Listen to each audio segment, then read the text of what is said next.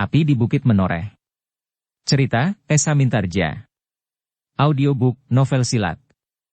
Bab 476. Namun dalam pada itu, sambil bertempur Pandan Wangi sempat bertanya kepada Nyi Kantil Kuning. Bagaimana kau dapat masuk ke medan pertempuran ini? Nyi Kantil Kuning tertawa. Katanya, orang-orangmu memang terlalu dungu. Ketika aku berada di antara mereka, tidak seorang pun yang sempat memperhatikan aku, sehingga aku mampu menembus lingkaran pertempuran dan berada di dalamnya. Luar biasa.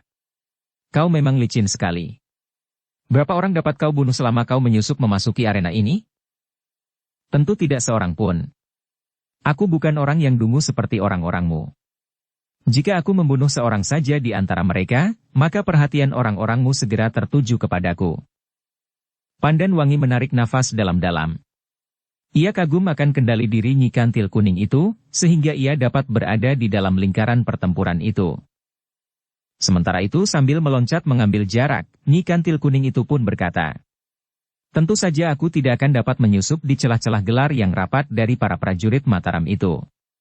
Tetapi aku yakin, bahwa di sisi ini, pasukan yang kurang serasi ini masih dapat memberikan jalan kepadaku. Pandan Wangi tidak menjawab. Sementara itu, serangan-serangannya semakin cepat untuk mengimbangi serangan kedua lawannya yang datang silih berganti. Namun Nyi Kantil Kuning benar-benar seorang yang berilmu tinggi. Serangan-serangannya sangat berbahaya bagi Pandan Wangi. Apalagi Pandan Wangi masih merasa sangat terganggu oleh Wiyati yang sangat bernafsu untuk membunuhnya. Pandan Wangi menjadi semakin marah, ketika ia sadar bahwa Nyi Kantil Kuning sengaja memancing perhatiannya untuk memberikan kesempatan kepada Wiyati menyerangnya, dan bahkan jika mungkin mengakhiri perlawanannya. Ternyata semakin lama Pandan Wangi merasa semakin sulit menghadapi kedua lawannya. Apalagi ketika Nyi Kantil Kuning menyerangnya dengan hentakan-hentakan ilmu yang mengejutkan. Pada saat-saat perhatian Pandan Wangi tertuju kepada Nyi Kantil Kuning, maka Wiyati selalu mempergunakan waktu sebaik-baiknya. Dengan tangkasnya Wiyati menyerangnya. Dengan menjulurkan pedangnya, Wiyati berusaha menggapai tubuh Pandan Wangi. Untuk beberapa lama Pandan Wangi masih dapat menghindari dan menangkis serangan-serangan lawannya. Namun serangan-serangan itu semakin lama menjadi semakin cepat. Ketika senjata Nyi Kantil Kuning yang berupa seutas tali sebesar ibu jari kaki itu terjulur mematuk ke arah dada, maka Pandan Wangi pun meloncat surut. Namun tali itu pun kemudian melingkar dan berputar, seakan-akan hendak membelit tubuh Pandan Wangi. Dengan tangkasnya Pandan Wangi mengelak sambil menebas tali itu dengan pedangnya, namun tali itu menjadi demikian lemasnya, sehingga tajam pedang Pandan Wangi tidak dapat memutuskannya. Pandan Wangi menjadi berdebar-debar. Ia sadar bahwa lawannya yang bernama Nyi Kantil Kuning itu benar-benar seorang yang berilmu tinggi serta mempunyai sejenis senjata yang khusus. Dengan demikian, maka Pandan Wangi harus mengerahkan kemampuannya untuk melawannya. Dalam pada itu, Wiyati yang mendendamnya selalu berusaha mempergunakan kesempatan untuk melumpuhkan Pandan Wangi. Wiyati dalam wataknya yang sebenarnya itu ingin benar-benar membunuh Pandan Wangi dengan tangannya. Sementara itu, Nyi Kantil Kuning yang tanggap akan gejolak perasaan Wiyati, berusaha untuk menarik seluruh perhatian Pandan Wangi, sehingga terbuka kesempatan bagi Wiyati untuk menghentikan perlawanannya. Karena itu, maka serangan-serangan Nyi Kantil Kuning pun menjadi semakin sengit. Ujung talinya terayun-ayun di seputar Pandan Wangi. Kadang-kadang tali itu terjulur mematuk seperti kepala seekor ular bandotan. Pandan Wangi pun menjadi semakin sulit. Selagi Pandan Wangi sibuk menghindari ujung tali Nyi Kantil Kuning yang memburunya itu, tiba-tiba saja Wiyati meloncat menyerangnya dari arah lambung. Pandan Wangi terkejut. Nyi Kantil Kuning dengan tangkas menghentakkan talinya sendal pancing, justru menggiring Pandan Wangi untuk tidak memperhatikan serangan Wiyati. Pandan Wangi terhenyak sesaat. Namun dengan tangkasnya Pandan Wangi pun melenting tinggi, berputar di udara, dan ketika ia menjatuhkan dirinya pada kedua kakinya, ia sudah berada di belakang Wiyati. Tetapi Pandan Wangi tidak dapat menghindari serangan Wiyati sepenuhnya. Ujung senjata Wiyati menggores paha Pandan Wangi memanjang, sehingga paha Pandan Wangi yang sedang meloncat tinggi-tinggi itu telah terluka. Wajah Pandan Wangi menjadi merah padam. Luka di pahanya telah membuat darahnya bagaikan mendidih. Karena itu, maka dengan tajamnya dipandanginya Wiyati sambil berdesis. Kau licik, anak manis. Baiklah. Aku tidak mempunyai pilihan lain. Tetapi Nyi Kantil Kuning itu tertawa. Katanya, jangan merajuk, Pandan Wangi. Pahamu telah terluka. Pakaianmu pun telah terkoyak. Kau tidak mempunyai harapan lagi. Kenapa tidak kau panggil suamimu? Tiba-tiba saja terdengar suara Swandaru. Aku di sini. Biarlah aku menyelesaikan perempuan ini, Pandan Wangi. Kau mengurus gadis kecil yang kehilangan akal itu. Wiyati menjadi tegang. Jika bibinya harus bertempur melawan Swandaru, maka ia sudah meyakini bahwa ia tidak akan dapat mengalahkan Pandan Wangi, meskipun Pandan Wangi sudah terluka. Namun Pandan Wangi itu pun tiba-tiba berkata, Kakang Swandaru, lepaskan keduanya, aku akan menyelesaikan mereka. Kecuali jika aku sudah hampir mati. Swandaru menarik nafas dalam-dalam. Ia tidak sampai hati membiarkan Pandan Wangi bertempur sendiri. Tetapi jika ia memasuki arena itu, maka Pandan Wangi tentu akan tersinggung. Karena itu, maka Swandaru hanya dapat berdiri di pinggir arena. Bahkan ketika dua orang pengawal tanah perdikan mendekatinya, Swandaru itu berkata, biarkan Pandan Wangi mengatasinya sendiri. Tetapi Nyi Pandan Wangi sendiri. Lindungi saja di luar arena, berkata Swandaru. Kedua, pengawal itu mengetahui maksudnya. Mereka harus mengawasi dan mencegah bila ada orang lain yang mencampurinya. Dalam pada itu, Nyi Kantil Kuning agaknya tersinggung perasaannya, bahwa Pandan Wangi tidak memerlukan bantuan suaminya. Karena itu, maka ia pun berkata, kau terlalu sombong, Pandan Wangi. Pandan Wangi tidak menjawab. Tetapi luka di pahanya telah membuatnya mengambil keputusan untuk menerapkan ilmu pamungkasnya yang dikuasainya dengan sangat baik, karena ilmu itu seakan-akan telah ditemukannya sendiri selagi ia mengembangkan ilmunya, justru tanpa bimbingan gurunya sekaligus ayahnya, Ki Gede Menoreh. Dengan berlandaskan pada pengalamannya, unsur-unsur gerak yang menyusup di dalam ilmunya dari pengaruh ilmu cambuk suaminya, serta daya penalarannya yang tinggi, maka Pandan Wangi itu telah menguasai ilmu yang akan sangat mengejutkan lawannya. Dalam keadaan terdesak, maka ilmu itu pun telah diterapkannya. Dengan demikian, maka pertempuran itu pun menjadi semakin sengit. Serangan-serangan Nyi Kantil Kuning menjadi semakin garang. Sementara itu Yati pun berusaha mempergunakan setiap kesempatan sebaik-baiknya. Bahkan Nyi Kantil Kuning itu telah berkata dengan lantang, aku tidak akan membunuhmu dengan tanganku sendiri, Pandan Wangi. Tetapi Wiyatilah yang akan menggoreskan senjatanya, tidak di pahamu, tetapi di wajahmu, agar kau kehilangan kecantikanmu. Namun terakhir Wiyati akan menusuk lambungmu dan mengakhiri hidupmu. Pandan Wangi tidak menjawab. Gejolak dadanya telah menghentakkan ilmunya yang mengejutkannya itu. Nyi Kantil Kuning memang terkejut ketika tiba-tiba terasa goresan ujung pedang tipis Pandan Wangi di kulitnya, meskipun ia sudah meloncat menghindar. Gila! Apa yang terjadi, katanya di dalam hatinya. Namun ketika sekali lagi kulitnya tergores, maka ia pun berkata di dalam hatinya. Gila! Pandan Wangi memiliki ilmu yang jarang ada duanya itu. Sebenarnya lah Pandan Wangi menjadi semakin garang dengan ilmunya. Kecepatan geraknya telah membuat ujung-ujung senjatanya seakan-akan telah bergerak mendahului wujud kewadagannya. Nyi Kantil Kuning yang memiliki pengalaman yang luas, segera mengenali jenis ilmu yang dimiliki oleh Pandan Wangi itu. Karena itu, maka ia pun telah meloncat surut untuk mengambil jarak. Ia ingin meyakinkan pengenalannya atas ilmu Pandan Wangi itu. Namun Pandan Wangi tidak memberikan kesempatan. Dengan cepat pula ia memburunya, sementara itu pedangnya bergerak melampaui kecepatan pengamatan Nyi Kantil Kuning. Namun agaknya Wiyati terlambat mengenali ilmu Pandan Wangi.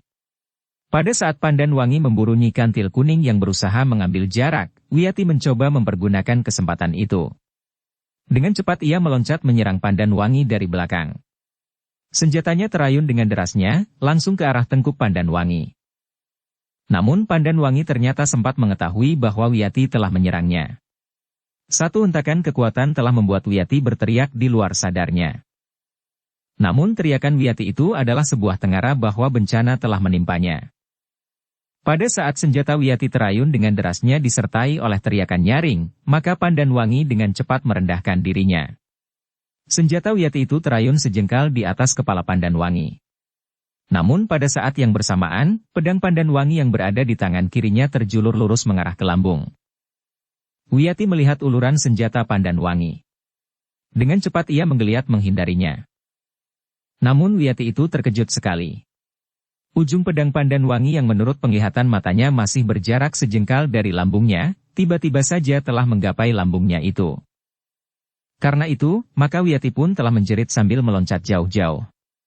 Namun lambungnya telah terluka. Darah telah mengalir dari lukanya yang menganga. Nyi Kantil Kuning pun terkejut.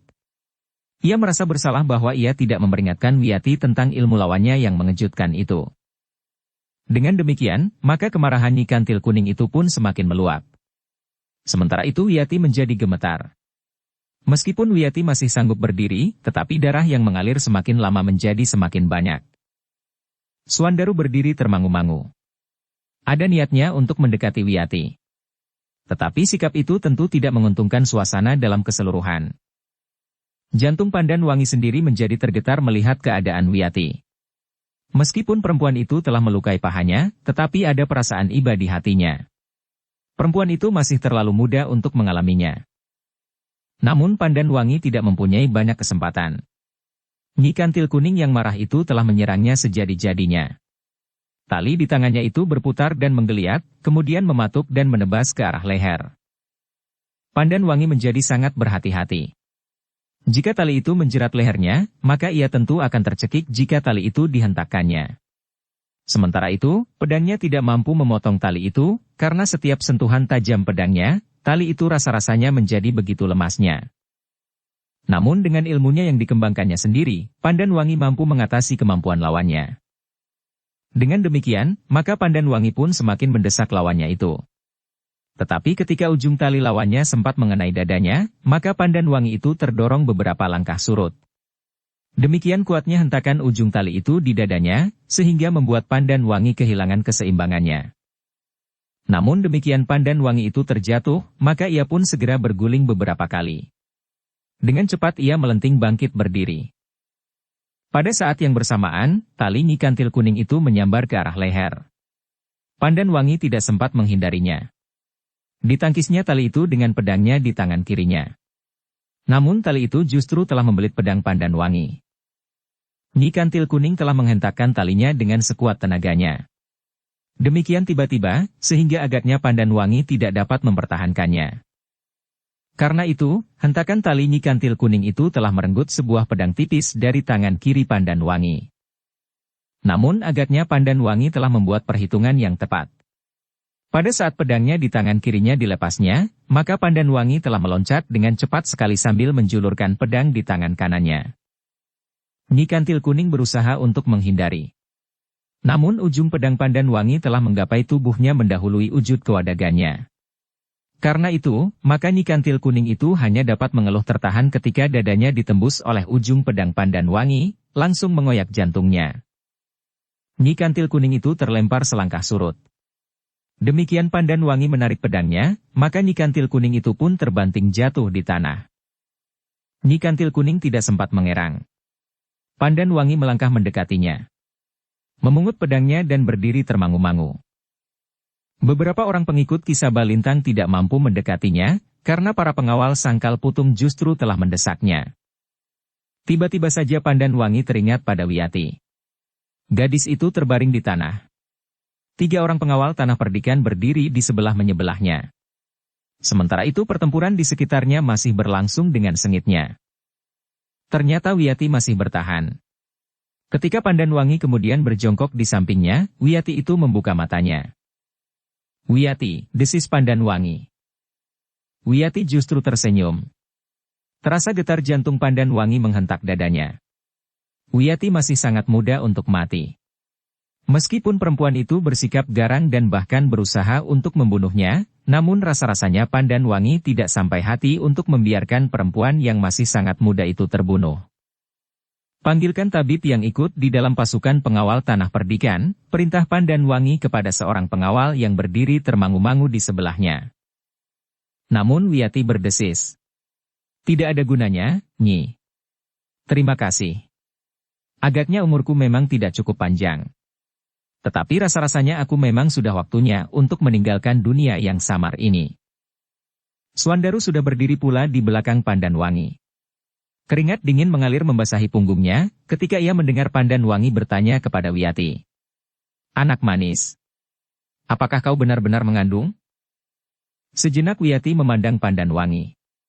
Namun kemudian dipandanginya Suandaru yang semakin lama menjadi semakin kabur. Akhirnya Wiyati itu pun menggelengkan kepalanya sambil berkata, Tidak, Nyi. Orang tua itu benar. Aku memang diminta untuk membantu Ki Ambara memfitnah Ki Suandaru dengan mengaku sedang mengandung. Dengan demikian, maka jantung Nyi Pandan Wangi diharapkan akan terbelah. Suandaru menarik nafas dalam-dalam. Sedangkan Pandan Wangi mengusap keringat di kening Wiyati. Bertahanlah, Wiyati. Kau akan dirawat dengan baik. Sejenak kemudian, seorang tabib telah menyibak dan berjongkok di sebelah Pandan Wangi. Siapa ini? Bukanlah ia bukan orang Sangkal Putung, bertanya tabib itu.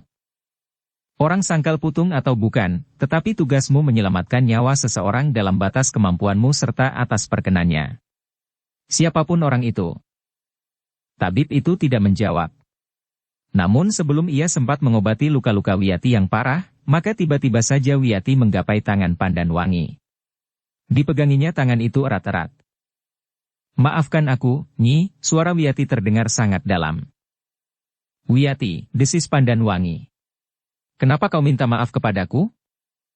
Aku sudah melukaimu, Nyi. Aku melukaimu lebih parah lagi. Kita berada di medan pertempuran, Wiyati. Mungkin aku dapat melupakan itu. Kita saling melukai. Tetapi itu terjadi di peperangan. Namun aku menyesal bahwa aku sudah memfitnah, meskipun gagal. Sudahlah, Wiyati. Lupakan. Biarlah luka-lukamu diobati. Mata Wiyati menjadi semakin redup. Wiyati. Kau masih terlalu muda untuk meninggalkan dunia ini. Bertahanlah. Tetapi mata Wiyati itu pun kemudian terpejam. Ada sesuatu yang ingin diucapkan. Namun Wiyati sudah menghembuskan nafasnya yang terakhir. Pandan Wangi menundukkan kepalanya terasa matanya menjadi panas. Dengan jari-jarinya yang gemetar, Pandan Wangi mengusap matanya. Suandaru pun kemudian memegang kedua lengan Pandan Wangi.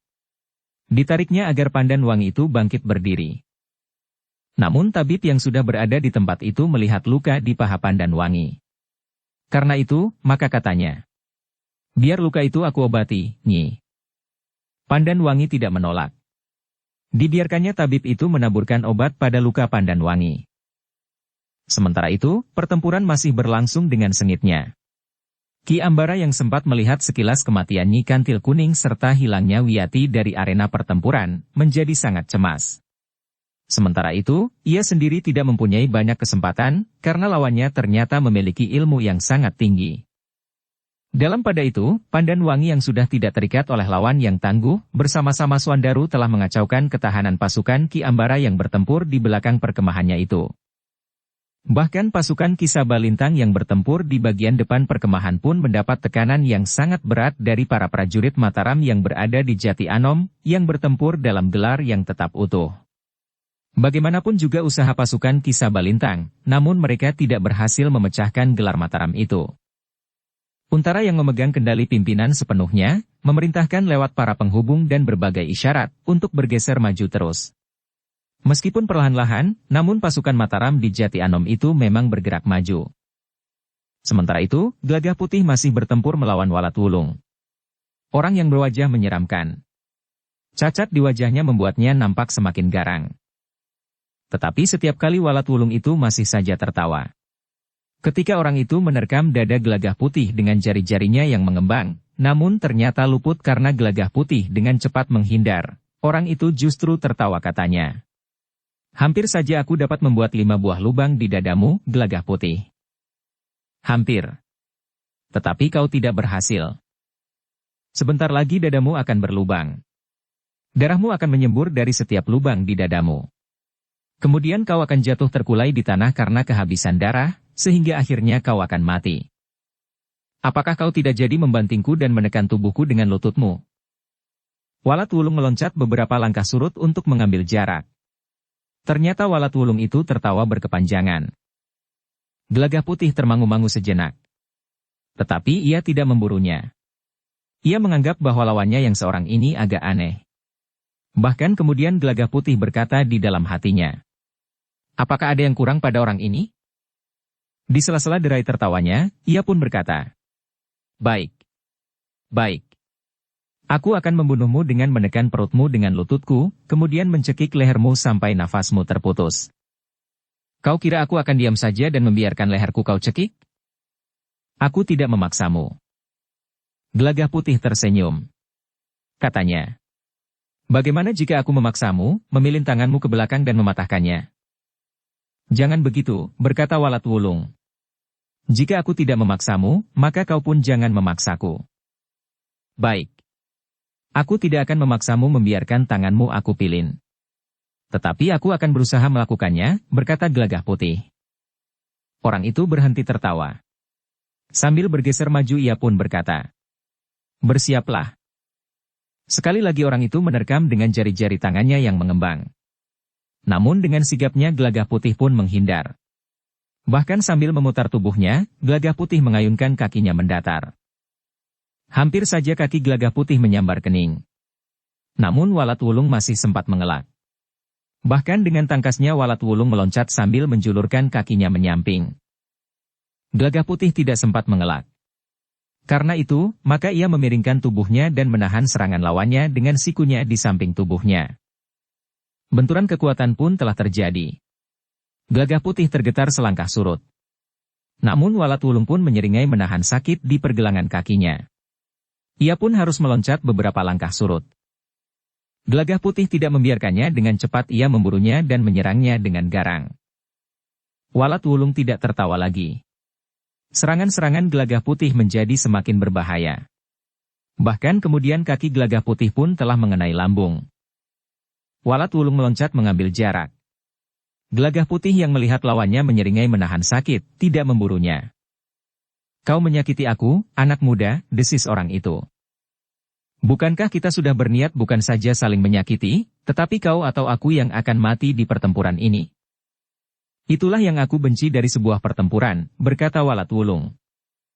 Gelagah Putih terkejut. Dengan ragu-ragu ia pun bertanya.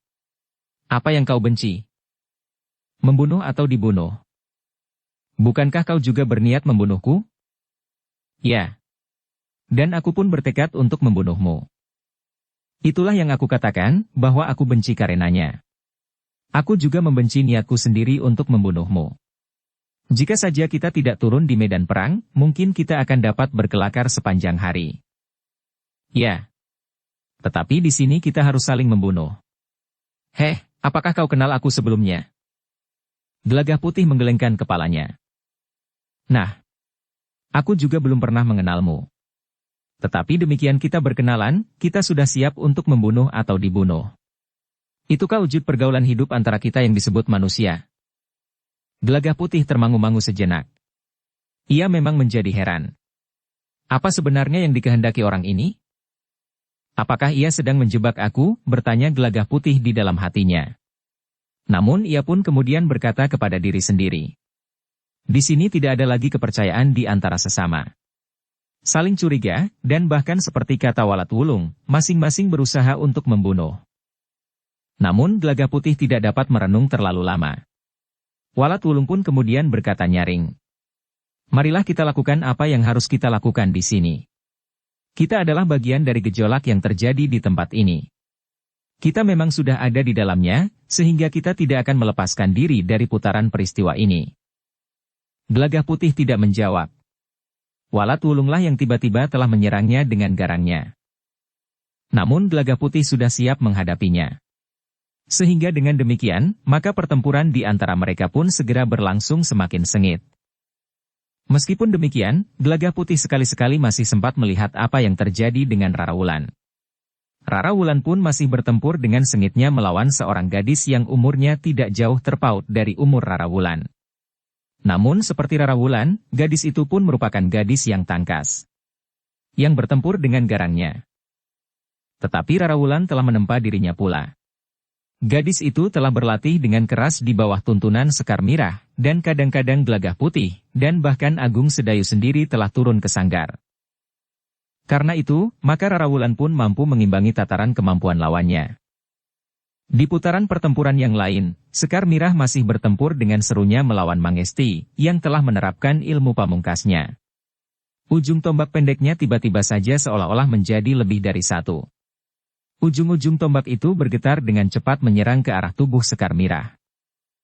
Mula-mula Sekar Mirah memang menjadi bingung. Tetapi pemusatan nalar budinya sangat membantunya. Dengan ketajaman penglihatan batin serta panggraitanya yang terlatih, maka setiap kali Sekar Mirah pun dapat mengenali ujung tombak yang sebenarnya dari tombak lawannya itu.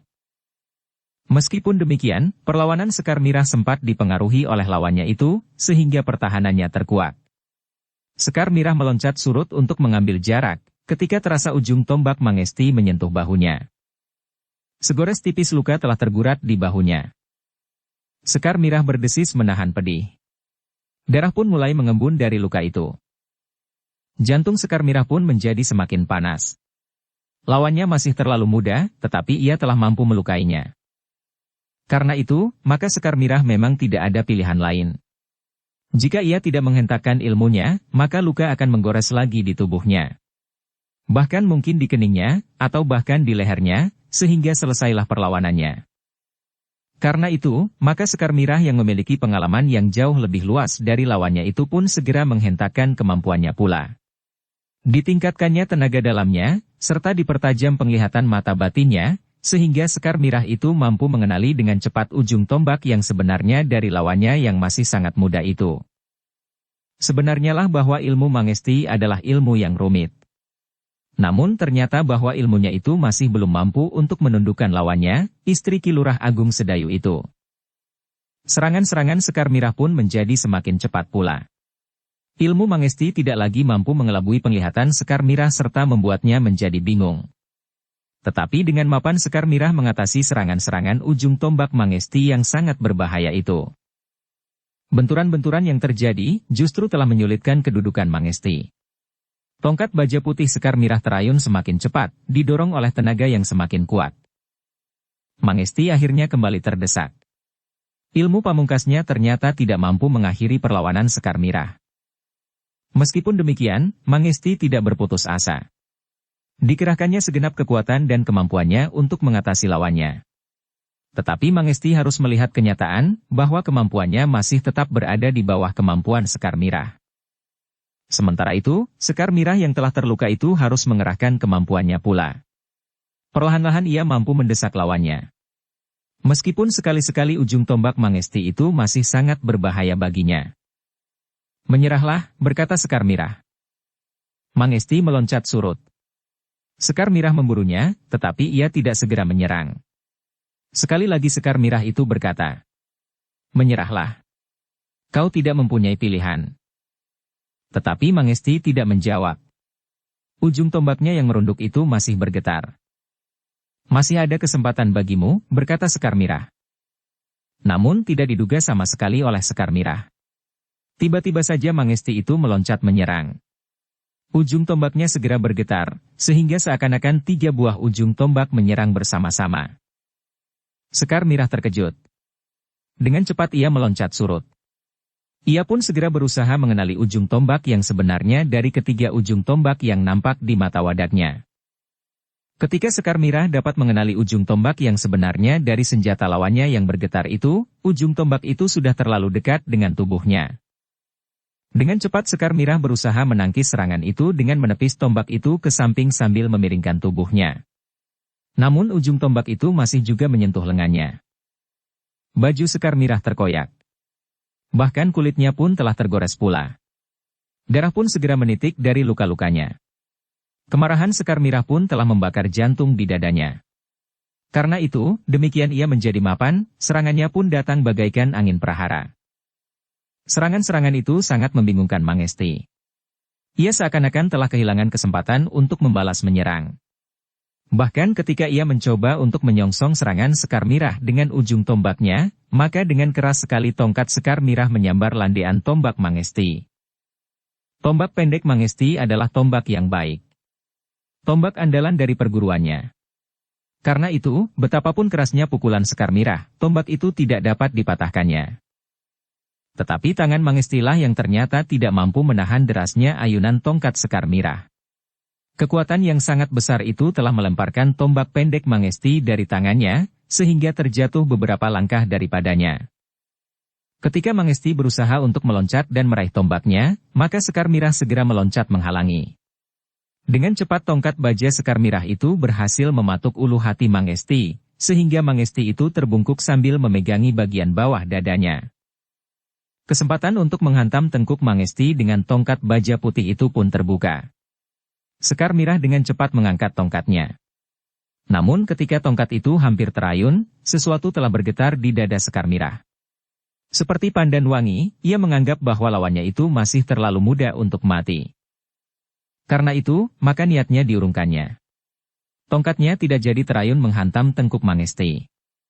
Jika saja hal itu dilakukan, maka tulang di leher Mangesti tentu akan patah. Sekar Mirah berdiri termangu-mangu. Untunglah bahwa tongkatnya yang mematuk Mangesti justru pangkalnya, pada ujung tengkorak kecil yang berwarna kekuning-kuningan. Jika saja yang mengenainya adalah bagian ujungnya, mungkin tongkat itu sudah melubangi kulitnya. Sekar Mirah itu justru menjadi tegang ketika ia melihat Mangesti itu terjatuh menelungkup.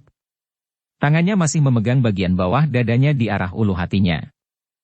Ketika tubuh itu ditelentangkan, ternyata Mangesti itu menjadi pingsan. Ketika dua orang prajurit Mataram disangkal Putung mendekatinya, maka Sekar Mirah itu pun berkata, "Serahkan anak ini kepada tabib yang bertugas di medan. Kemudian bawa ia sebagai seorang tawanan ke belakang garis pertempuran. Ia adalah tawananku." "Baik, Nyi Lurah." Sekar Mirah berdiri termangu-mangu. Dipandanginya kedua orang prajurit yang membawa Mangesti itu ke belakang garis pertempuran. Namun tiba-tiba saja Sekar Mirah teringat kepada Rara Wulan yang sedang bertempur pula. Karena itu, maka Sekar Mirah itu pun segera bergeser dari tempatnya. Dalam pada itu, Rara Wulan masih bertempur dengan sengitnya melawan Janti. Seorang perempuan muda yang tangguh. Tombak pendeknya berputaran dengan cepatnya seperti baling-baling. Sekali-sekali tombak itu terjulur lurus mengarah ke dada Rara Wulan. Namun dengan tangkasnya Rara Wulan meloncat menghindar dan menangkis dengan pedangnya. Bahkan serangan-serangan Janti itu selalu dibalas dengan serangan pula. Ternyata keduanya cukup tangkas, sehingga sulit untuk menebak siapakah yang akan unggul dalam pertempuran itu. Namun agaknya Janti sempat melihat sekilas, Mangesti diusung ke belakang garis pertempuran. Tidak oleh kawan-kawannya, tetapi oleh dua orang prajurit Mataram. Jantung Janti berdebar semakin cepat. Perempuan itu menjadi cemas, apakah Mangesti itu sudah mati, atau masih hidup tetapi jatuh ke tangan lawan. Namun justru karena itu, maka Janti itu pun telah meningkatkan kemampuannya sampai ke puncak. Serangan-serangannya datang bertubi-tubi seperti banjir. Tetapi Rara Wulan sudah bertekad untuk membuktikan kepada Sekar Mirah, bahwa ia bukannya sekedar anak bawang di medan pertempuran. Karena itu, maka Rara Wulan pun telah mengerahkan kemampuannya pula. Pedangnya menyambar-nyambar dengan garangnya. Sekali-sekali membentur landean tombak pendek lawannya. Sekali-sekali menepis, namun kemudian pedangnya menggeliat dan terjulur menggapai ke arah lambung. Namun Janti masih sempat meloncat menepi. Tombaknya berputar dengan cepat, kemudian terayun mendatar menyambar ke arah kening. Dengan cepat, melampaui kecepatan ujung tombak yang terayun itu, Rara Wulan merendahkan diri pada lututnya. Pedangnya dengan cepat terjulur lurus. Janti terkejut. Ujung pedang Rara Wulan telah mengoyak bajunya. Bahkan kulitnya pun terasa pedih. Agaknya ujung pedang itu telah tergores di kulitnya pula. Janti pun terhuyung-huyung surut. Rara Wulan telah siap untuk memburunya. Namun tiba-tiba dua orang anak muda telah siap melindungi Janti yang telah terluka. Rara Wulan tertegun. Sementara itu, seorang dari kedua orang anak muda itu berkata, "Kau akan mati di pertempuran ini, gadis manis." "Siapakah kalian berdua?" bertanya Rara Wulan. "Kami terlambat menyelamatkan Mangesti, karena prajurit Mataram memagari arena. Tetapi sekarang, kami berhasil menerobos masuk ke dalam lingkungan pertempuran ini." Rara Wulan menggeretakkan giginya. Sekali lagi ia bertanya, "Siapakah kalian?" Kami adalah cantrik dari sebuah perguruan yang dipimpin oleh Ki Sekar Tawang, ayah Mangesti. Bagus, berkata Rara Wulan. Marilah. Aku akan menghadapi kalian bertiga. Kau terlalu sombong, gadis kecil. Tetapi kau akan mati selagi kau masih sangat muda. Rara Wulan tidak menjawab. Namun tiba-tiba saja Rara Wulan pun meloncat menyerang dengan garangnya. Kedua orang anak muda itu pun berloncat memencar. Janti yang berdiri di antara mereka berdua segera merundukkan tombaknya. Meskipun tubuhnya telah tergores luka, namun ia masih mampu memutar tombaknya dengan cepat. Namun kedua orang anak muda yang berloncat memencar itu telah siap untuk meloncat menyerang Rara Wulan dari dua arah, justru pada saat perhatian Rara Wulan tertuju kepada Janti. Tetapi seorang dari kedua anak muda itu terkejut. Terdengar ia berteriak mengumpat ketika tiba-tiba saja tombaknya terlepas dari tangannya. Janti dan anak muda yang lain dan bahkan Rara Wulan pun berpaling ke arahnya. Sementara itu, anak muda itu justru meloncat menjauh. Jantung mereka pun menjadi berdebaran ketika mereka melihat Sekar Mirah berdiri tegak. Tangan kirinya memegang tongkat baju putihnya, sedangkan tangan kanannya memegang tombak anak muda yang sudah siap menyerang Rara Wulan. Jangan begitu, berkata Sekar Mirah. Itu namanya licik. Kenapa? Bertanya anak muda itu. Kita berada di medan pertempuran. Janti tidak sedang berperang tanding dengan lawannya. Sehingga karena itu, ia tidak harus menghadapi lawannya seorang diri. Kau benar, anak muda. Sekar Mirah mengangguk-angguk. Terimalah tombakmu kembali.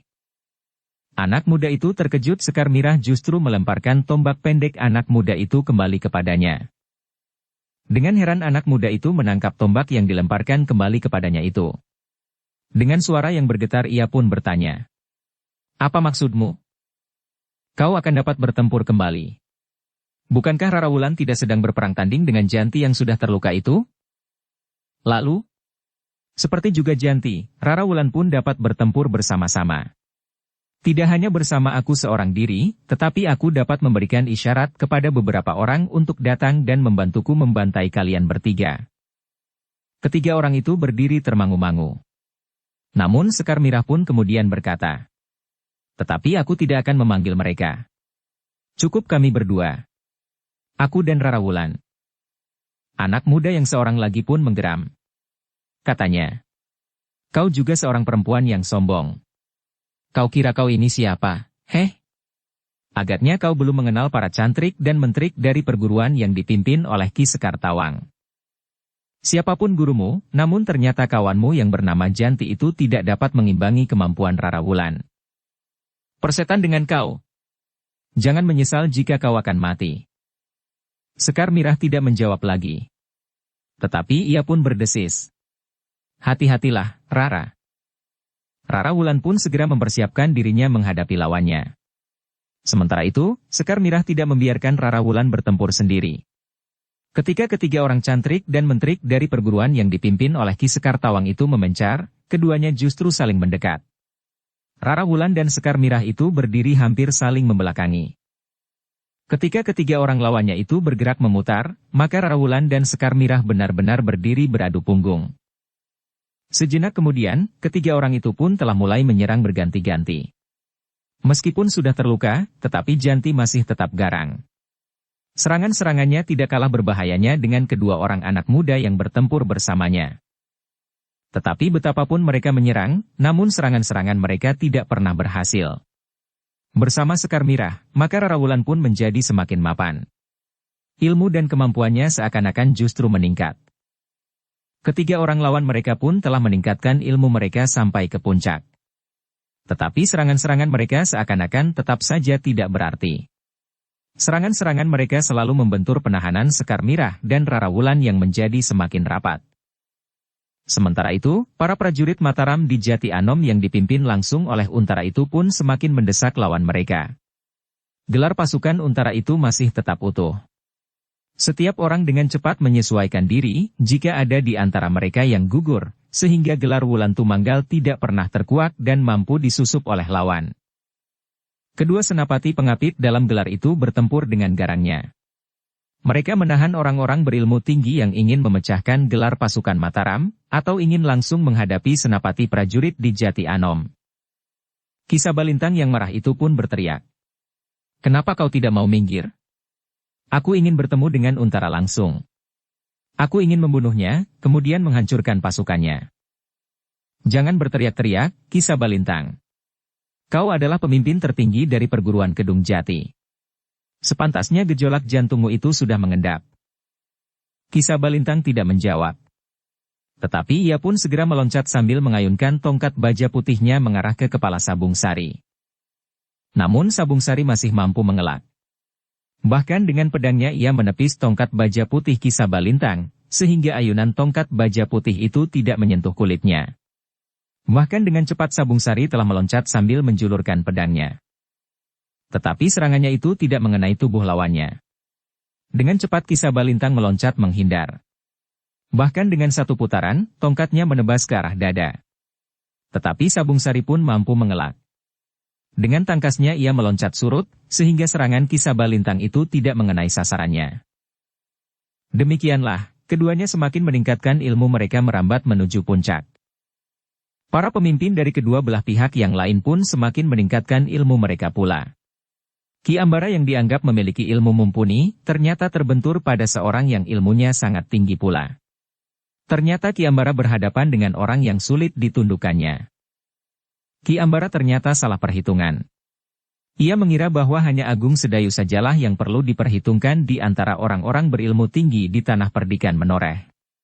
Ketika ia mendapat laporan tentang pertempuran sebelumnya yang terjadi di Tanah Perdikan, maka Ki Ambara justru sempat marah. Ia menduga bahwa orang-orang yang berada di pihak Ki Sabalintang waktu itu bukan orang yang sepatutnya terpilih untuk menjadi salah seorang pemimpin di dalam pasukan Ki Sabalintang itu. Tetapi kini ia benar-benar berhadapan dengan kekuatan yang sangat besar. Menilik pakaiannya, maka lawannya itu tentu bukan prajurit Mataram. Ia juga belum pernah nampak berada di Sangkal Putung. Karena itu, maka Ki Ambara menduga bahwa lawannya itu adalah orang Tanah Perdikan Menoreh. Apalagi lawannya itu memang telah menyebut pertempuran di Tanah Perdikan Menoreh. Tentu Agung Sedayu tidak datang sendiri ke Sangkal Putung, berkata Ki Ambara di dalam hatinya. Tentu ada beberapa orang berilmu tinggi yang dibawanya, selain para senapati dan Swandaru beserta istrinya. Ki Ambara itu menggeram. Wiyati merupakan satu pukulan yang sangat berat baginya. Anak yang diakuinya sebagai cucunya itu rasanya benar seperti cucunya sendiri. Ia berharap bahwa Wiyati akan dapat bertahan, apalagi setelah seorang perempuan yang berilmu tinggi membantunya. Namun ternyata kedua-duanya telah dibunuh oleh Pandanwangi. Namun ketika Ki Ambara bertekad untuk segera membalas kematian Wiyati, ternyata bahwa lawannya bukan seorang yang mudah dikalahkannya. Ketika Ki Ambara meningkatkan ilmunya, maka Ki Jayaraga pun telah melakukan hal yang sama. Dengan demikian maka Ki Jayaraga masih saja tetap mampu mengimbangi kemampuan Ki Ambara. Dalam pada itu, Swandaru dan Pandanwangi yang tidak terikat lagi dalam pertempuran melawan orang yang berilmu tinggi, telah banyak menghentikan perlawanan para pengikut Ki Sabalintang. Beberapa orang laki-laki yang berwajah garang, mencoba bersama-sama menyerang Swandaru dan Pandanwangi. Namun mereka tidak berhasil menyingkirkan kedua orang itu dari arena. Seorang di antara mereka yang bertubuh raksasa bertempur dengan bindi yang besar di tangannya. Namun bindi yang besar itu kadang-kadang justru menjadi kebingungan untuk melawan pedang tipis Pandanwangi. Apalagi cambuk Swandaru yang masih saja menghentak-hentak dengan bunyi yang memekakkan telinga. Nampaknya Swandaru tidak tergesa-gesa meningkatkan ilmunya sampai tataran yang tinggi, yang membuat hentakan cambuknya tidak lagi menggelegar seperti suara guruh di saat udara salah mangsa. Namun suara cambuk Swandaru yang gemuruh dan bahkan hampir memekakkan telinga itu nampaknya berhasil membuat para pengikut Ki Ambara itu menjadi sangat gelisah. Jangan takut kepada suara cambuk itu, teriak Ki Ambara. Suara cambuk itu tidak lebih menggetarkan jantung dari suara cambuk para gembala di padang rumput. Jika iring-iringan gembala itu akan menyimpang, maka para gembalanya telah menghentakkan cambuk mereka, sehingga suaranya memekakkan telinga. Swandaru juga mendengarnya. Tetapi ia tidak menghiraukannya. Bagi para pengikut Ki Ambara, hentakan-hentakan yang meledak-ledak itu mempunyai pengaruh yang lebih besar daripada cambuk itu tidak meledak sama sekali. Jarang para pengikut Ki Ambara yang dapat menilai ledakan cambuk itu, selain suaranya yang mengguntur. Swandaru sendiri memang tidak ingin membunuhi lawan-lawannya. Jika ia meningkatkan ilmunya, maka sentuhan ujung cambuknya akan dapat mengelupas kulit daging sampai ke tulang.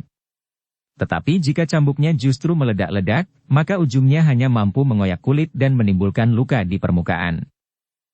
Dalam pada itu, maka kecemasan mulai merambah jantung Ki Ambara sepeninggal Wiyati dan Nyi Kantil Kuning. Tidak ada yang dapat menahan Pandanwangi dan bahkan Swandaru.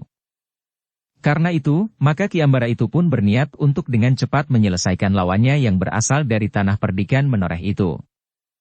Tetapi ternyata bahwa yang terjadi tidak seperti yang dikehendaki. Demikian pula Ki Ajar Mewanti yang telah bertempur dengan mengerahkan segenap kemampuannya melawan Empu Wisanata.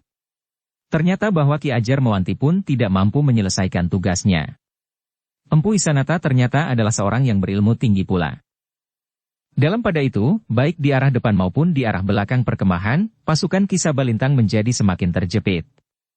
Orang-orang berilmu tinggi yang ada di dalam pasukannya, ternyata tidak mampu mengimbangi kemampuan lawan-lawan mereka. Bahkan para prajurit yang dipimpin Untara itu semakin lama menjadi semakin mendesak, sehingga ruang gerak pasukan Ki Sabalintang dan Ki Ambara itu menjadi semakin sempit. Dalam pertempuran yang terjadi di antara pepohonan hutan di sisi utara lemah Cengkar itu, maka Empu Wisanata berhasil mendesak dan menguasai lawannya, Ki Ajar Mewanti. Ilmu rogrok asem yang dilontarkan oleh Ki Ajar Mewanti tidak dapat menghancurkan pertahanan Empu Wisanata. Getaran yang timbul dari ilmu rogrok asem yang ternyata belum sempat dimatangkannya itu, tidak banyak mempengaruhi pertahanan Empu Wisanata. Bahkan serangan-serangan Empu Wisanata yang seperti angin prahara dilambari ilmunya yang tinggi, telah membuat perlawanan Ki Ajar Mewanti terguncang-guncang. Ternyata bahwa Ki Ajar Mewanti itu bukan orang yang tangguh-tanggon. Dalam keadaan yang rumit, Ki Ajar Mewanti telah berbuat sangat licik. Dengan isyarat dia memanggil orang-orangnya sepadepokan. Demikian mereka bergeser dan mencari kesempatan untuk mendekatinya, maka Ki Ajar Mewanti segera memerintahkan mereka untuk mengeroyok Empu Wisanata. Orang-orang itu tidak menunggu perintah untuk kedua kalinya. Mereka pun dengan serta-merta telah melibat Empu Wisanata tanpa malu-malu. Empu Wisanata segera mengalami kesulitan. Dengan cepat ia berusaha untuk meloncat surut mengambil jarak. Bahkan masuk ke dalam pasukan yang sedang berbenturan. Beberapa orang pengawal yang melihat kelicikan itu, segera memburu pula. Mereka yang ditinggalkan oleh lawan-lawannya yang berusaha untuk menerobos masuk dan mengeroyok Empu Wisanata, telah memburu pula. Tetapi waktu yang sekejap itu ternyata sangat merugikan Empu Wisanata. Ia tidak sempat menghindari semua serangan yang datang itu. Meskipun Empu Wisanata dengan tangkasnya berloncatan, namun beberapa ujung senjata sempat menyentuh kulitnya. 3 orang lawan terlempar dari arena. Mereka tidak sempat mengerang. Luka yang dalam menyilang di dada mereka. Sementara itu, beberapa orang pengawal tanah perdikan telah berada di sekitarnya. Namun Empu Wisanata menjadi kecewa dalam keadaan yang rumit, ia tidak sempat melihat kemana Ki Ajar Mewanti melarikan diri. Pusaran pertempuran di seputar Empu Wisanata telah terlihat oleh Swandaru dan Pandanwangi. Dengan cepat mereka pun bergerak mendekatinya. Namun ketika mereka sudah berada di tempat itu, maka Ki Ajar Mewanti sudah tidak ada di arena. Licik, desis Pandanwangi. Ya. Licik sekali, sahut Swandaru. Dalam pada itu, para pengawal pun telah berhasil menghalau para pengikut Ki Ajar Mewanti, sehingga Empu Wisanata telah menjadi bebas kembali. Namun ternyata beberapa buah luka telah tergores di tubuhnya. Tetapi Empu Wisanata masih sempat menahan diri. Ia tidak mengamuk di antara para pengikut Ki Ajar Mewanti. Bahkan Empu Wisanata justru berusaha menahan dirinya. Luka Empu harus diobati, berkata Swandaru. Empu Wisanata mengangguk. Justru setelah lawan-lawannya dihalau dari sekitarnya, maka Empu Wisanata itu menyadari bahwa luka-lukanya termasuk cukup parah. Beristirahatlah, Empu, desis Swandaru. Beberapa orang telah memapah Empu Wisanata ke belakang garis perang.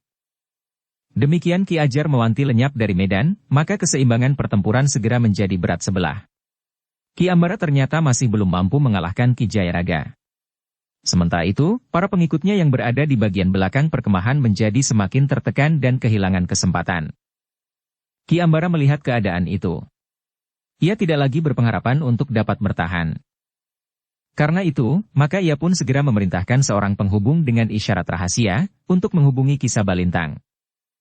Ki Jayaraga tidak tahu maksud isyarat itu. Tetapi Ki Jayaraga tahu pasti bahwa Ki Ambara akan mengambil langkah-langkah tertentu untuk menyelamatkan pasukannya yang masih tersisa. Karena itu, maka Ki Jayaraga lah yang kemudian berusaha untuk menjaga agar Ki Ambara tidak sempat melarikan dirinya. Seperti yang diduga oleh Ki Jayaraga, maka penghubung itu pun segera mencari Ki Sabalintang yang bertempur di arah depan perkemahan, melawan salah seorang senapati pengapit dari gelar pasukan Mataram di Jati Anom yang semakin menekan. Teriakan-teriakan yang tidak dimengerti oleh orang lain telah didengar oleh Ki Sabalintang, yang juga sudah menyadari betapa sulitnya untuk dapat tetap bertahan. Namun dalam pada itu, Ki Jayaraga pun berkata, "Ki Ambara, apakah kau sedang memerintahkan orang-orangmu untuk melarikan diri dari medan?" Mungkin satu dua di antara mereka berhasil lepas dari tangan para pengawal dan para prajurit. Tetapi sebagian besar dari mereka akan tertangkap. Karena itu, kenapa kau tidak memerintahkan pasukanmu untuk menyerah saja? Ki Ambara tidak menjawab. Tiba-tiba saja Ki Ambara itu meloncat menyerang dengan garangnya. Namun Ki Jayaraga dengan tangkasnya menghindarinya. Ki Ambara justru tidak lagi menggenggam senjata. Tetapi serangan-serangannya justru menjadi semakin dahsyat. Agaknya Ki Ambara lebih percaya kepada ilmunya daripada kepada senjatanya. Angin yang tajam tiba-tiba saja menyambar-nyambar tubuh Ki Jayaraga. Sentuhan getaran angin itu terasa sangat pedih di kulitnya. Semakin lama serangan itu menjadi semakin tajam, sehingga Ki Jayaraga itu menduga bahwa pada saatnya angin yang terlontar dari ilmu Ki Ambara itu akan dapat melukainya. Ki Ambara masih saja berloncatan. Tangannya bergerak-gerak dengan cepat seakan-akan melemparkan benda-benda kecil yang tidak kasat mata. Namun yang melibat Ki Jayaraga adalah getar angin yang sangat tajam. Ki Jayaraga pun kemudian meningkatkan daya tahan tubuhnya. Ia sadar bahwa ia berhadapan dengan ilmu yang sangat tinggi dan jarang sekali ditemui lagi. Seperti yang diduga, maka sentuhan-sentuhan angin itu semakin lama menjadi semakin tajam. Bahkan kulitnya mulai terluka seperti terkena sentuhan duri. Ki Jayaraga tidak mempunyai pilihan lain. Maka dengan tangkasnya ia melenting tinggi, berputar di udara untuk menghindari serangan-serangan yang lebih parah. Demikian ia berdiri tegak selangkah di depan lawannya, maka tangannya pun segera terayun dengan derasnya, dilampiri dengan ilmu andalannya, Aji Sigar Bumi. Yang terjadi demikian cepatnya, sehingga Ki Ambara tidak sempat menghindarinya. Dengan kedua tangannya yang bersilang di depan wajahnya ia mencoba untuk menangkis serangan itu. Tetapi ilmu Ki Jayaraga yang disebutnya Aji Sigar Bumi itu ternyata mempunyai kekuatan yang sangat besar. Ki Ambara yang menjadi kepercayaan Ki Sabalintang itu tidak mampu untuk menahan gempuran Aji Sigar Bumi. Ki Ambara itu terdorong beberapa langkah surut. Matanya menjadi berkunang-kunang. Dunia rasa-rasanya berputar semakin lama semakin cepat. Ingatan Ki Ambara pun menjadi kabur.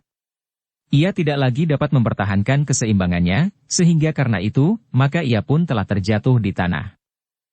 Para pengawal Sangkal Putung yang menyaksikannya bersorak. Ki Ambara ternyata tidak mampu mengimbangi tataran ilmu Ki Jayaraga. Dengan demikian, maka pasukan Ki Ambara yang berada di bagian belakang perkemahannya itu telah kehilangan sandaran. Karena itu, maka mereka telah pecah berlarian, untuk bergabung dengan kawan-kawan mereka yang berada di bagian depan perkemahan itu.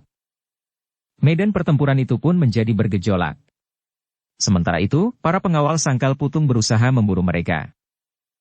Gejolak itu pun telah dimanfaatkan sebaik-baiknya oleh Ki Sabalintang dan para pengikutnya.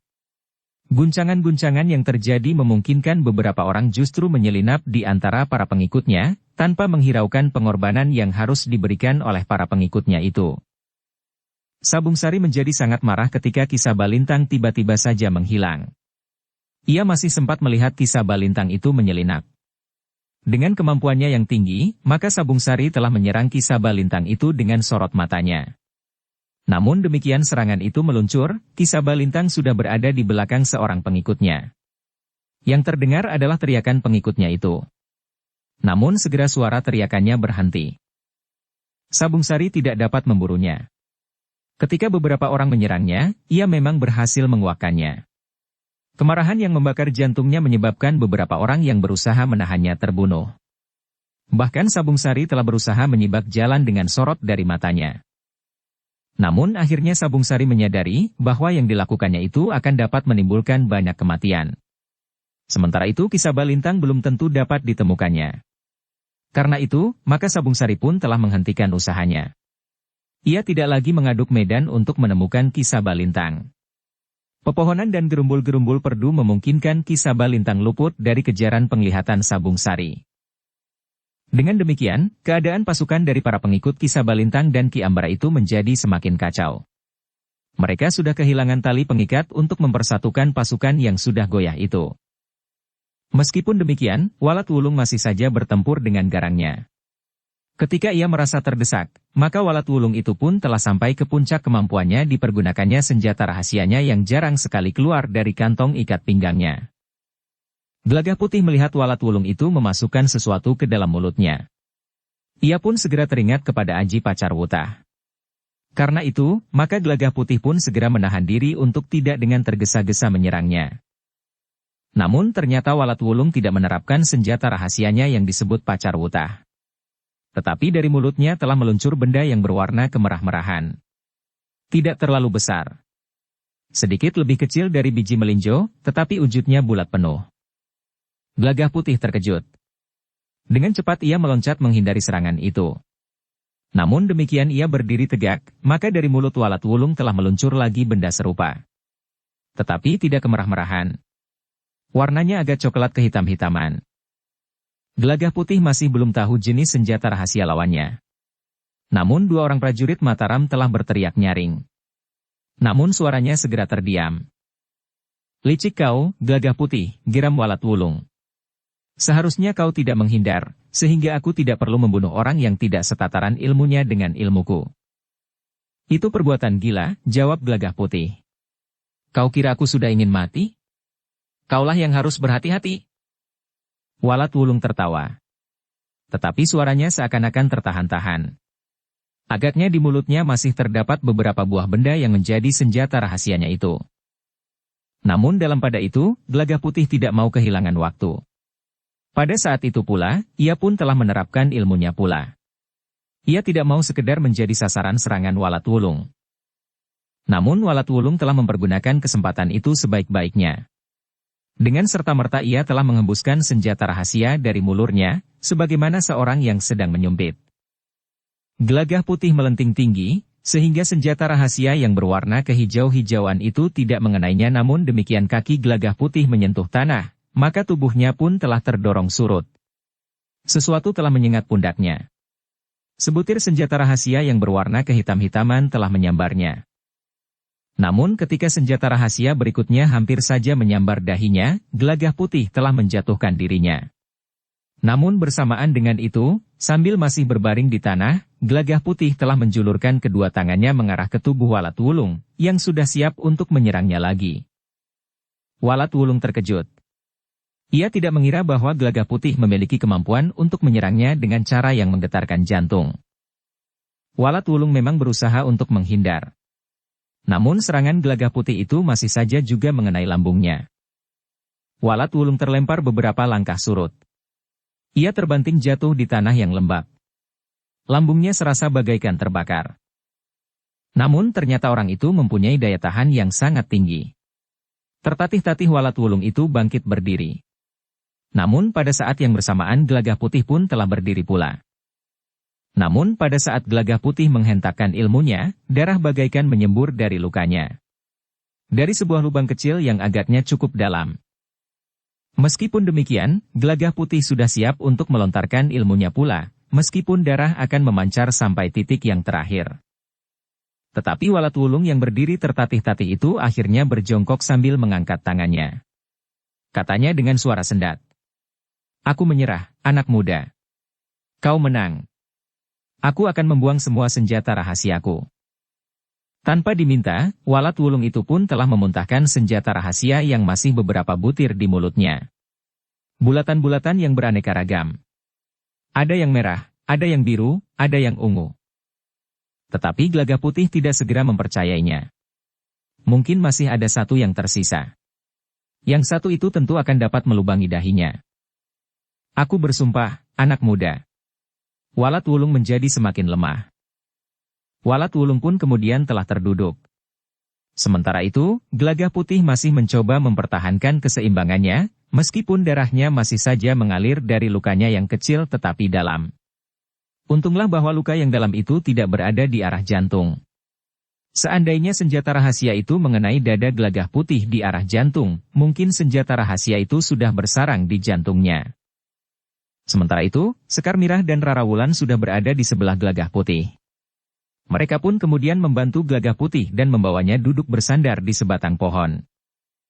Tetapi kawan-kawan Walat Wulung yang sudah terdesak, tidak berhasil menyelamatkan Walat Wulung yang terluka parah, karena para prajurit Mataram pun segera mengelilinginya.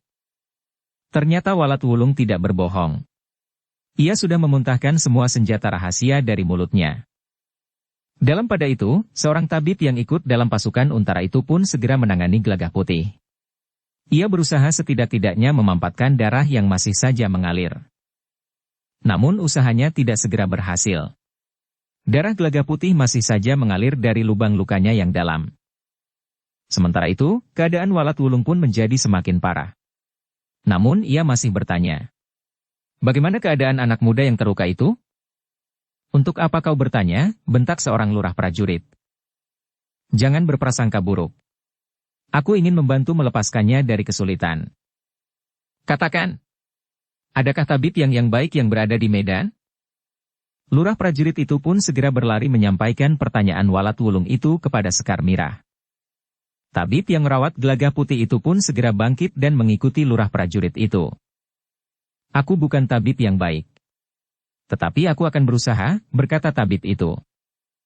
Walat Wulung pun kemudian berkata, pergunakan sisa senjata rahasia yang aku muntahkan dari mulutku untuk menghisap senjata rahasia yang ada di dalam tubuh anak muda itu. Kau berkata dengan jujur? Nyawaku sudah di ujung rambut. Aku tidak ingin membuat dosa baru. Tabib itu termangu-mangu sejenak. Namun kemudian ia pun ingin mencoba, meskipun dengan sangat berhati-hati. Diambilnya 3 butir senjata rahasia yang tidak sempat dipergunakan oleh Walat Wulung. Senjata rahasia itu aku buat dari batu akik, berkata Walat Wulung dengan sendat. Tabib itu memperhatikan butiran-butiran bulat yang beraneka warna itu. Menurut penglihatan tabib itu, senjata rahasia itu memang dibuat dari batu akik. Dengan hati-hati tabib itu meletakkan sebutir senjata rahasia itu di luka Gelagah Putih. Terasa luka itu menjadi nyeri. Gelagah Putih mengatupkan giginya rapat-rapat untuk menahan sakit. Namun senjata rahasia yang ada di dalam tubuh Gelagah Putih tidak juga mau keluar. Baru kemudian lurah prajurit yang mengawasi Walat Wulung itu datang lagi menemui tabib itu. Katanya, jika sebutir dari batu akik itu tidak dapat mengisap keluar senjata rahasia yang ada di dalam, pergunakan 2 bersusun atau bahkan ketiga-tiganya. Tabib itu memang mencobanya. 2 batu akik yang bulat itu diletakkan di luka Gelagah Putih bersusun. Terdengar Gelagah Putih mengaduh. Bagaimana? Bertanya tabib itu. Ada yang bergerak di dalam, sakit sekali. Tabib itu pun kemudian memilin ujung baju Gelagah Putih, katanya. Gigitlah. Lalu katanya kepada para prajurit yang ada di sekitarnya. Pegangi tangan dan kakinya. Kiai, berkata Rara Wulan. Kau yakin kalau batu akik itu akan menolong, atau sebaliknya? Nampaknya begitu, Ngger. Aku justru yakin. Kau bertanggung jawab atas keselamatan Kakang Gelagah Putih, berkata Rara Wulan selanjutnya. Tabib itu tidak menjawab. Namun kemudian diletakkannya 3 batu akik yang bulat itu bersusun di luka Gelagah Putih. Gelagah Putih meronta. Beberapa orang prajurit yang memegangi tangan dan kakinya hampir saja terlempar. Namun tabib itu pun berkata, senjata rahasia itu sudah terhisap keluar. Sebenarnya lah ketika tabib itu menyingkirkan 3 batu akik yang dipergunakannya untuk menghisap senjata rahasia yang sudah berada di dalam tubuh Gelagah Putih, ia melihat senjata rahasia itu sudah berada di mulut lubang lukanya. Dengan hati-hati tabib itu menekan di samping lubang luka itu, sehingga senjata rahasia itu akhirnya keluar dari lubang luka. Darah masih mengalir. Tetapi setelah senjata rahasia itu keluar, maka taburan obat luka dari tabib itu telah menghambat arus darah di lubang luka itu, sehingga perlahan-lahan menjadi mampat. Ketika keadaan Gelagah Putih membaik, maka perhatian Sekar Mirah pun berpindah. Ditinggalkannya Rara Wulan yang menunggui Gelagah Putih, yang masih dirawat oleh tabib dari Kesatuan Mataram di Jati Anom. Sementara itu, para prajurit Mataram di Jati Anom sudah semakin menguasai medan. Gerakan-gerakan yang terjadi semata-mata usaha untuk menyelamatkan diri dari beberapa orang pemimpin yang masih tersisa, dengan mengorbankan murid-muridnya atau para pengikutnya. Dalam pada itu, Sekar Mirah melihat Untara yang berdiri termangu-mangu menunggui Agung Sedayu yang sedang bertempur. Karena itu, maka dengan serta-merta Sekar Mirah pun mendekat pula. "Ki Lurah," berkata Agung Sedayu, "pertempuran sudah hampir selesai. Kau harus segera mengambil keputusan." Ki Lurah Wira Sembada yang masih bertempur dengan garangnya itu tersenyum. Katanya, "Bukankah kita tidak terpengaruh oleh pertempuran di sekitar kita? Aku datang untuk membuat perbandingan ilmu antara prajurit Demak dan Mataram sekarang ini. Biar saja pertempuran berakhir. Kita akan menyelesaikan niat kita untuk membuat perbandingan tataran ilmu itu. Kecuali jika Ki Lurah Agung Sedayu merasa perlu untuk mendapat bantuan dari orang lain." "Bukan begitu maksudku, Ki Lurah Wira Sembada. Tetapi apakah masih ada gunanya kita bertempur sekarang ini? Ingat tujuan kita sejak semula. Kita membuat perbandingan kemampuan antara seorang lurah prajurit Demak dan seorang lurah prajurit Mataram. Kita tidak usah menghiraukan keadaan di sekeliling kita." Agung Sedayu tidak dapat mengelak. Ketika serangan-serangan Ki Lurah Wira Sembada menjadi semakin keras, maka Agung Sedayu pun telah meningkatkan ilmunya pula, sehingga kedua-duanya telah mengerahkan kemampuan mereka. Namun nampaknya Ki Lurah Wira Sembada masih tetap tenang. Ia memang tidak menghiraukan apakah pasukan Ki Sabalintang sudah tidak berdaya sama sekali atau tidak. Bahkan kemudian ketika pasukan itu benar-benar sudah digulung oleh para prajurit Mataram di Jati Anom serta para pengawal Sangkal Putung. "Beri kami kesempatan," berkata Ki Lurah Wira Sembada. Ternyata kata-kata itu diulang oleh Ki Lurah Agung Sedayu. "Biarlah. Beri kami kesempatan." Yang terjadi kemudian adalah sebuah arena yang luas. Beberapa orang pemimpin dari para prajurit Mataram di Jati Anom berdiri mengelilingi, kemudian Swandaru dan Pandanwangi serta Ki Jayaraga, yang telah sampai ke tempat itu pula. Sekar Mirah dan bahkan Gelagah Putih yang dibantu oleh Rara Wulan dan seorang prajurit, juga berada di lingkungan yang memutari arena pertempuran antara dua orang lurah prajurit dari masa pemerintahan yang berbeda. Ternyata Ki Lurah Wira Sembada adalah seorang yang berilmu sangat tinggi. Ia mampu mengimbangi setiap tataran ilmu Agung Sedayu. Ketika Agung Sedayu menerapkan ilmu kebalnya, maka Ki Lurah Wira Sembada juga menerapkan ilmu kebalnya pula. Ketika kemudian Agung Sedayu mempergunakan ilmunya untuk membuat tubuhnya seakan-akan tidak berbobot, maka Ki Lurah Wira Sembada juga menerapkan ilmu meringankan tubuhnya. Benturan-benturan yang kemudian terjadi, membuat orang-orang yang menyaksikan pertempuran itu menjadi sangat tegang. Keduanya kadang-kadang tergetar surut. Namun kadang-kadang Ki Lurah Agung Sedayulah yang terdorong beberapa langkah. Namun kemudian, Ki Lurah Wira Sembadalah yang terdesak mundur. Dengan demikian, maka rasa-rasanya pertempuran itu akan dapat berlangsung lama sekali. Mungkin pada saat matahari terbenam nanti, keduanya masih akan bertempur terus. Namun hampir berbareng keduanya tiba-tiba meloncat surut mengambil jarak. Keduanya membuat gerakan yang hampir serupa pula. "Jauhi arena," teriak Ki Jayaraga yang tahu benar apa yang akan terjadi. Sebenarnya lah bahwa keduanya telah sampai kepada puncak ilmu mereka. Hampir berbareng pula keduanya melepaskan ilmu yang sama. Dari sepasang mata mereka masing-masing telah meluncur sinar yang bagaikan memancar meluncur dengan derasnya. Yang menyaksikan pertempuran itu terkejut. Mereka menyaksikan keduanya berloncatan menghindar. Namun demikian mereka tegak berdiri, maka serangan itu pun telah meluncur pula. Berganti-ganti. Tetapi kecepatan gerak keduanya memungkinkan keduanya melepaskan diri dari sentuhan serangan itu. Namun agaknya keduanya harus bekerja terlalu keras untuk menghindarkan diri dari serangan-serangan sorot mata dari kedua belah pihak. Karena itu, untuk mengurangi bebannya, maka tiba-tiba saja Ki Lurah Wira Sembada yang melenting tinggi itu, telah berubah seakan-akan menjadi 3 orang. Dengan demikian, maka ada waktu baginya, selama lawannya menentukan yang manakah yang harus mendapat serangannya. Tetapi pada saat yang bersamaan pula, Agung Sedayu pun telah menerapkan ilmunya Kakang Kawah Adi Ari-Ari, sehingga tubuhnya seakan-akan telah berubah menjadi 3 orang. "Gila kau, Ki Lurah Agung Sedayu!" Ternyata kau mampu mengimbangi ilmu seorang lurah prajurit pada masa kejayaan Demak. Agung Sedayu tidak menjawab. Dipersiapkannya segala kemampuannya untuk menghadapi Ki Lurah Wirasembada, yang nampaknya telah menimbun berbagai macam ilmu di dalam dirinya. Pertempuran itu pun semakin lama menjadi semakin sengit. Kedua belah pihak memiliki tingkat kemampuan yang seimbang.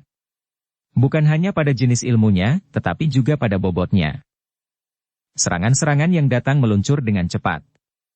Namun justru karena wujud mereka yang rangkap tiga, maka setiap kali masing-masing harus menilai, yang manakah lawan mereka yang harus menjadi pusat sasaran serangan-serangan mereka. Dalam pada itu, betapapun cepat mereka bergerak, tetapi serangan-serangan mereka yang meluncur dengan cepat lewat sorot mata masing-masing, sempat juga menyentuh kulit. Dalam pada itu, nampaknya Ki Lurah Wirasembada tidak lagi telaten dengan permainannya. Tiba-tiba saja ia meloncat surut mengambil jarak. Wujudnya yang tinggal satu itu pun berdiri tegak sambil berkata, "Menjemukan sekali, Ki Lurah Agung Sedayu. Luka-luka kecil ini membuat kulitku terasa pedih. Namun rasa-rasanya pertempuran dengan cara ini sama sekali tidak memuaskan." Ki Lurah Agung Sedayu pun telah kembali ke dalam wujudnya yang satu. Dengan suara yang berat ia pun menyahut, "Lalu, apa maksudmu?" "Kita akan berhadapan dengan Tanggon. Aku akan mempergunakan senjataku. Jika kau tidak membawa senjata, pinjamlah senjata siapapun yang kau yakini akan dapat melindungi dirimu sendiri." Ki Lurah Wirasembada tidak menunggu lagi. Ia pun segera mengurai seutas rantai yang membelit lambungnya. Rantai baja hitam. Agung Sedayu termangu-mangu sejenak. Sementara itu, Ki Lurah Wirasembada pun berkata, "Nah, cepat. Usahakan senjata apapun, agar aku tidak merasa curang karena mempergunakan senjata melawanmu." Agung Sedayu tidak menjawab. Ia pun segera mengurai senjatanya pula.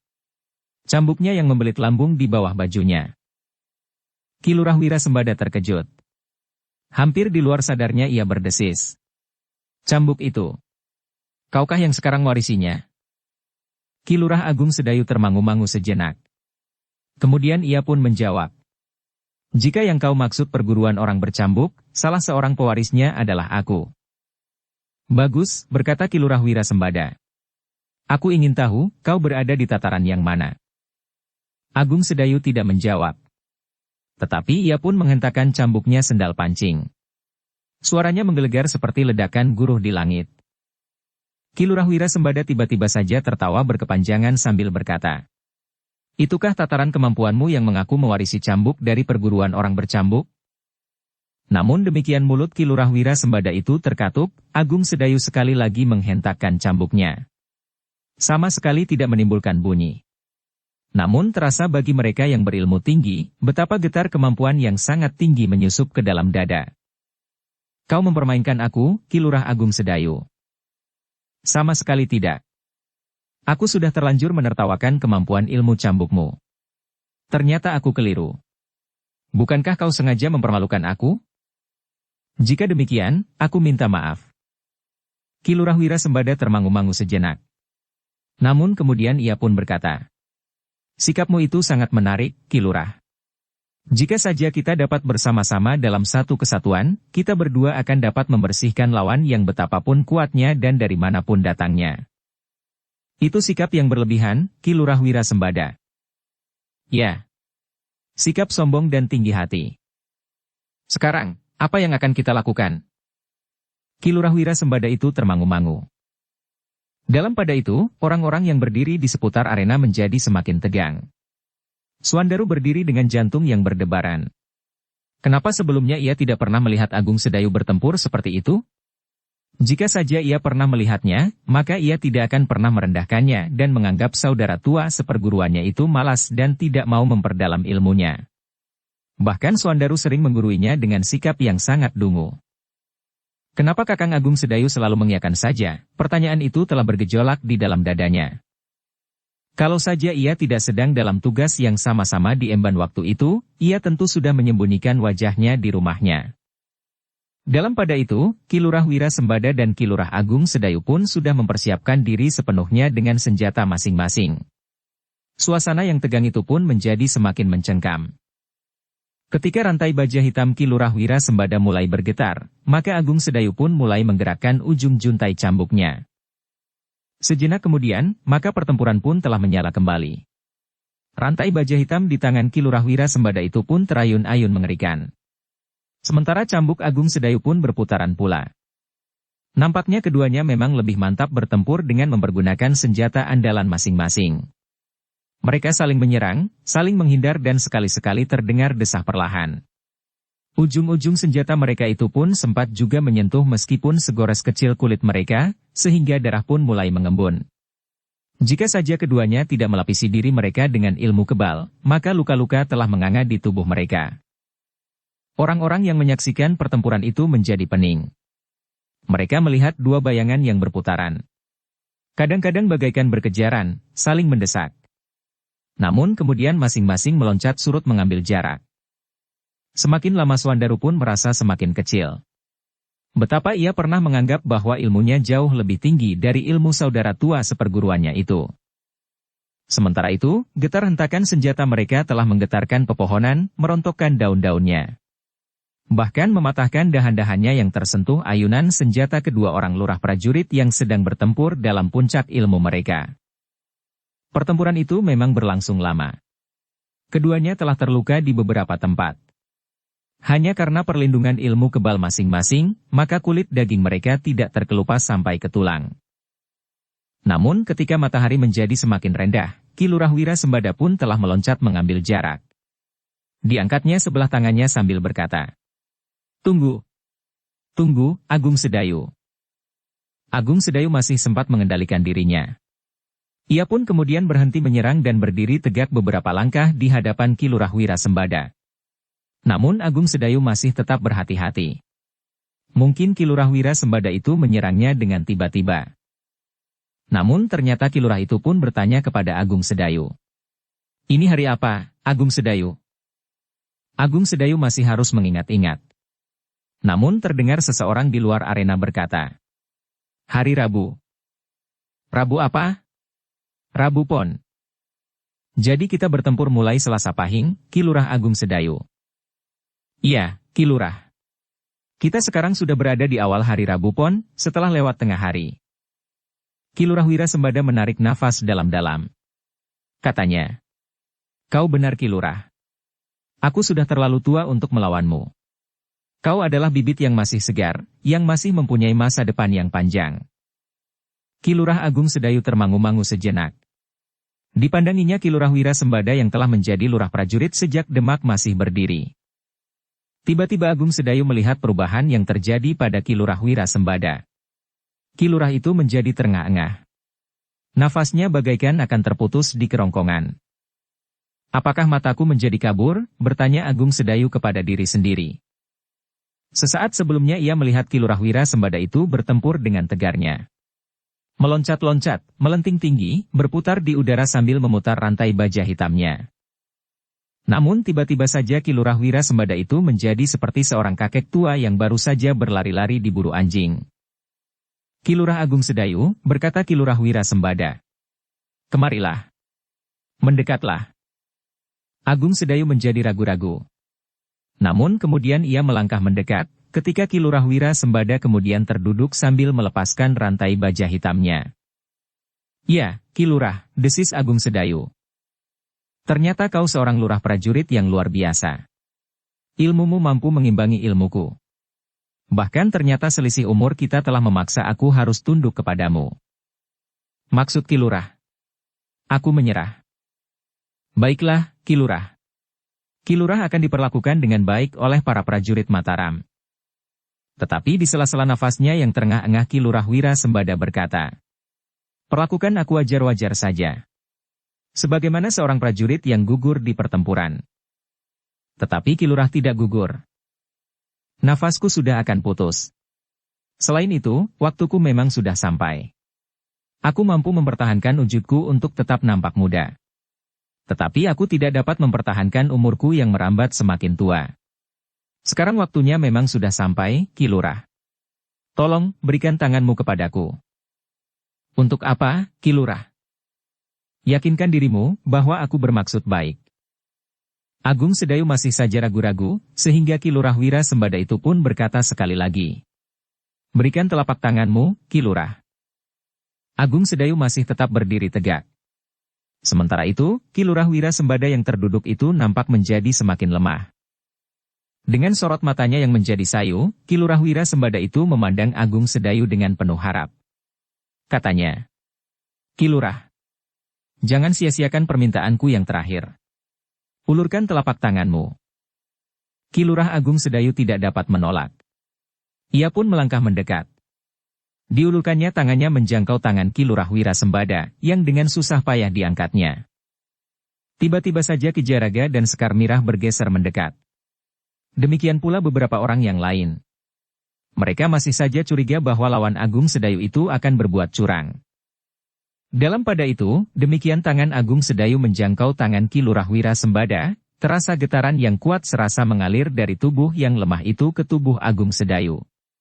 Dari urat-urat darah Ki Lurah Wirasembada ke urat-urat darah Ki Lurah Agung Sedayu.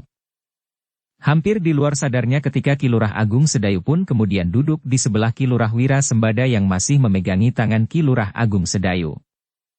Semoga yang tersisa dalam hidupku ini dapat mengalir dan menyatu bersamamu, Ki Lurah. Semoga dengan demikian, tataran ilmumu akan menjadi semakin bertambah mantap. Ada beberapa persamaan di antara kita. Yang sama itulah yang akan bertimbun di dalam dirimu. Kau akan menjadi orang yang memiliki ilmu linui, Ki Lurah. Suara Ki Lurah Wirasembada menjadi semakin lemah. Pegangan tangannya pun menjadi semakin lemah pula. Apa yang telah terjadi, Ki Lurah? Baru saja kau masih tegar berloncatan di medan. Tiba-tiba kau menjadi begitu lemah. Ketika Ki Lurah Wirasembada mengangkat wajahnya, Agung Sedayu terkejut. Wajah itu nampak pucat dan cekung. Matanya redup dan sama sekali tidak bercahaya. Kerut-kerut di dahi dan di pipinya nampak seakan-akan menjadi semakin dalam. Dukung channel Novel Silat dengan subscribe, follow, like, komen dan share. Ki Lurah. Ki Lurah itu tersenyum. Katanya, aku menjalani laku berbulan-bulan untuk dapat mempertahankan wujud kewardaganku. Aku mendapatkan beberapa jenis dedaunan dan akar-akaran yang dapat menjadi obat, yang diusapkan di kulitku dan yang harus aku minum. Tetapi obat-obatan itu hanya sekedar berpengaruh pada wujud lahiriahku. Obat-obatan itu tidak dapat memperpanjang umurku. Hari ini, umurku itu sudah sampai pada batas waktu yang ditentukan. Ki Lurah, desis Agung Sedayu. Aku titipkan yang tersisa dari hidupku. Aku tahu bahwa kau akan mempergunakan ilmumu untuk tujuan yang baik. Untuk satu pengabdian yang bercita-cita tinggi. Tiba-tiba pegangan tangan Ki Lurah Wirasembada itu terlepas. Dengan sigapnya Agung Sedayu bergeser. Ditahannya kepala Ki Lurah Wirasembada dengan lengannya. Ki Lurah, desis Agung Sedayu. Ki Lurah yang mulai memejamkan matanya itu berusaha untuk membuka kembali. Tiba-tiba saja bibirnya tersenyum. Katanya, aku sudah puas bahwa di akhir hayatku, aku dapat bertemu dengan Ki Lurah Agung Sedayu. Agung Sedayu tidak sempat menjawab. Ki Lurah Wirasembada itu menutup kembali matanya, untuk selama-lamanya. Agung Sedayu pun kemudian meletakkan kepala Ki Lurah Wirasembada. Ketika ia bangkit berdiri, dilihatnya beberapa orang mengerumuninya. Di antara mereka adalah Sekar Mirah dan Swandaru. Kau tidak apa-apa, Kakang? Bertanya Sekar Mirah. Agung Sedayu menggeleng. Katanya, tidak, Mirah. Aku tidak apa-apa. Kita mengucap syukur, Kakang. Ya. Kita mengucap syukur. Namun pada tubuh Agung Sedayu terdapat beberapa goresan luka yang perlu diobatinya. Selenggarakan tubuh Ki Lurah Wirasembada ini dengan baik, berkata Agung Sedayu kepada seorang pemimpin kelompok prajurit Mataram di Jati Anom. Demikianlah, maka beberapa orang pemimpin yang letih dan terluka, baik dari Jati Anom maupun dari Sangkal Putung, telah dikumpulkan di perkemahan pasukan Ki Ambara, yang sudah dibersihkan dan dijaga dengan ketat. Namun Sekar Mirah dan Rara Wulan pun kemudian telah menemukan Nyi Duani yang duduk sambil menangisi sesosok mayat yang terbujur di hadapannya. Sementara pakaian Nyi Duani sendiri telah dibasahi oleh darahnya. Nyi. Sekar Mirah berjongkok di sebelahnya. Kenapa? Kau terluka parah. Nyi Duani menggeleng. Sambil menunjuk sosok mayat di hadapannya ia pun berkata, Bokayu Yatni. Nyi Yatni? Sambil mengusap matanya yang basah, Nyi Duani mengangguk. Siapakah yang membunuhnya? Bertanya Sekar Mirah. Nyi Duani berusaha untuk menahan tangisnya. Tetapi isaknya justru terasa menyesakkan dadanya. Dengan patah-patah ia pun menjawab. Aku telah membunuh saudaraku sendiri. Tiba-tiba seorang perempuan yang lain telah berjongkok pula di sebelahnya. Pandan Wangi. Dengan suara yang dalam, Pandan Wangi itu pun berkata. Itu adalah pepesten, Nyi. Aku juga pernah melakukannya di luar kehendakku sendiri. Nyi Duani mengangkat wajahnya. Dipandanginya wajah Pandan Wangi dengan tajamnya, seakan-akan ingin melihat apa yang ada di balik bola matanya. Namun tangis Nyi Duani mereda. Ketika kemudian Sekar Mirah menarik lengannya, maka Nyi Duani pun bangkit berdiri. Kau juga terluka, Nyi, berkata Sekar Mirah. Nyi Duani memandang pakaiannya yang bernoda darah. Pedangnya telah dilemparkannya ke tanah, demikian ia menusuk jantung kakak perempuannya. Pedangmu, Nyi. Pedang itu telah menghunjam di jantung saudara kandungku. Kau tentu masih memerlukannya. Nyi Duani tidak menolak ketika kemudian Pandan Wangi memungut pedang itu dan menyarungkannya ke sarungnya, yang masih tergantung di lambung Nyi Duani. Sejenak kemudian, maka para pemimpin dari Jati Anom dan Sangkal Putung itu pun telah berada di perkemahan yang sangat sederhana, tetapi memenuhi kebutuhan. Beberapa orang prajurit dan pengawal masih sibuk mengumpulkan kawan-kawan mereka yang terluka dan yang gugur. Sedangkan yang lain mengurusi para tawanan, serta mengawasi para tawanan yang mengumpulkan kawan-kawan mereka yang terluka dan meninggal di pertempuran. Bahkan sampai matahari terbenam, mereka masih sibuk di bekas medan pertempuran. Beberapa orang mempergunakan obor belarak dan oncor biji jarak. Ketika menjelang tengah malam mereka berbincang di perkemahan yang ditinggalkan oleh Ki Sabalintang itu, maka Untara pun berkata kepada Agung Sedayu. Kau harus segera kembali ke Tanah Perdikan, Agung Sedayu. Ki Sabalintang tahu bahwa Tanah Perdikan kini sedang kosong. Yang tinggal hanyalah Ki Gede dan pasukan khususmu. Jika ada 1-2 orang berilmu tinggi yang tertinggal di dalam pasukan Ki Sabalintang, mereka akan dapat melepaskan dendamnya di Tanah Perdikan Menoreh dengan cara yang khusus, karena mereka tidak akan berani menyerang Tanah Perdikan itu dengan terbuka. Mereka tahu bagaimana juga pasukan khususmu dan para pengawal Tanah Perdikan merupakan paduan kekuatan yang cukup besar. Tetapi mereka dapat menyusup dengan licik dan mengancam keselamatan Ki Gede. Agung Sedayu mengangguk-angguk. Katanya, baik, Kakang. Besok aku akan kembali ke Tanah Perdikan. Tetapi biarlah Sekar Mirah menemui ayahnya.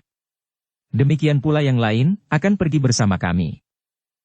Bukan, maksudku bukan besok pagi. Mungkin besok lusa atau hari berikutnya. Gelagah Putih tentu memerlukan waktu. Agaknya ia pun ingin bertemu dengan ayahnya di Padepokan. Paman tentu segera mendengar apa yang telah terjadi di sini. Mungkin Gelagah Putih dapat aku tinggalkan untuk sementara di Padepokan. Tidak, Kakang, sahut Gelagah Putih. Aku akan ikut pulang. Besok keadaanku sudah akan membaik.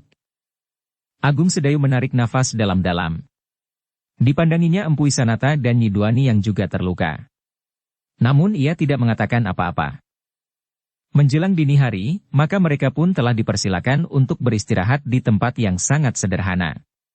Tetapi mereka pun sudah terbiasa untuk berada di sembarang tempat, sehingga meskipun hanya selembar KTP dari daun kelapa, namun bagi mereka itu sudah cukup untuk alas tidur. Namun sebagian para prajurit dan pengawal masih saja sibuk. Yang lain bertugas dan bersiap-siap, mungkin para pengikut Ki Sabalintang masih akan ada yang dengan licik mencoba menyusup ke dalam perkemahan itu. Namun malam itu tidak terjadi sesuatu. Mereka yang tidur di perkemahan dapat tidur nyenyak, meskipun tidak terlalu lama. Di hari berikutnya, Agung Sedayu, Sekar Mirah, Gelagah Putih dan Rara Wulan menyempatkan diri untuk mengunjungi Ki Widura. Obat yang kemudian diberikan oleh Agung Sedayu, ternyata sangat membantu keadaan Gelagah Putih. Ki Widura hanya dapat mengucap syukur, bahwa segala sesuatunya sudah dapat diatasi dengan baik. Adi Swandaru dan istrinya belum dapat ikut bersama kami sekarang, Paman, berkata Agung Sedayu. Adi Swandaru masih sibuk. Pada kesempatan lain, ia akan datang mengunjungi Paman. Baiklah, Agung Sedayu. Adikmu Swandaru tidak akan pergi kemana-mana. Karena itu, kapan-kapan ia akan mempunyai waktu luang. Besok kami akan kembali tanah perdikan, Paman, berkata Agung Sedayu. Begitu tergesa-gesa. Kakang Untara mengisyaratkan agar aku segera berada di tanah perdikan menoreh yang kosong sekarang ini. Ki Widura mengangguk-angguk. Sebenarnya hari ini aku akan berangkat ke tanah perdikan. Tetapi aku masih harus menghadap Paman, sementara Sekar Mirah harus minta diri kepada ayahnya di Sangkal Putung. Pertemuan itu tidak berlangsung terlalu lama, namun cukup memadai bagi Agung Sedayu, Sekar Mirah, Gelagah Putih dan Rara Wulan. Mereka pun sempat bertemu dan berbincang dengan para cantrik di padepokan itu. Hari itu Untara memberi kesempatan kepada mereka yang akan kembali ke tanah perdikan menoreh untuk berada di Sangkal Putung. Bahkan Swandaru dan Pandan Wangi pun telah dipersilahkan untuk kembali pula. Biarlah para prajurit menyelesaikan tugas mereka di sini, berkata Untara. Hari ini kalian sempat beristirahat. Esok kalian akan menempuh perjalanan panjang. Apalagi bagi mereka yang terluka. Sebenarnya lah, sehari itu mereka beristirahat di Sangkal Putung. Empu Isanata, Nyi Duani dan Gelagah Putih tidak bersedia ditinggalkan di Sangkal Putung.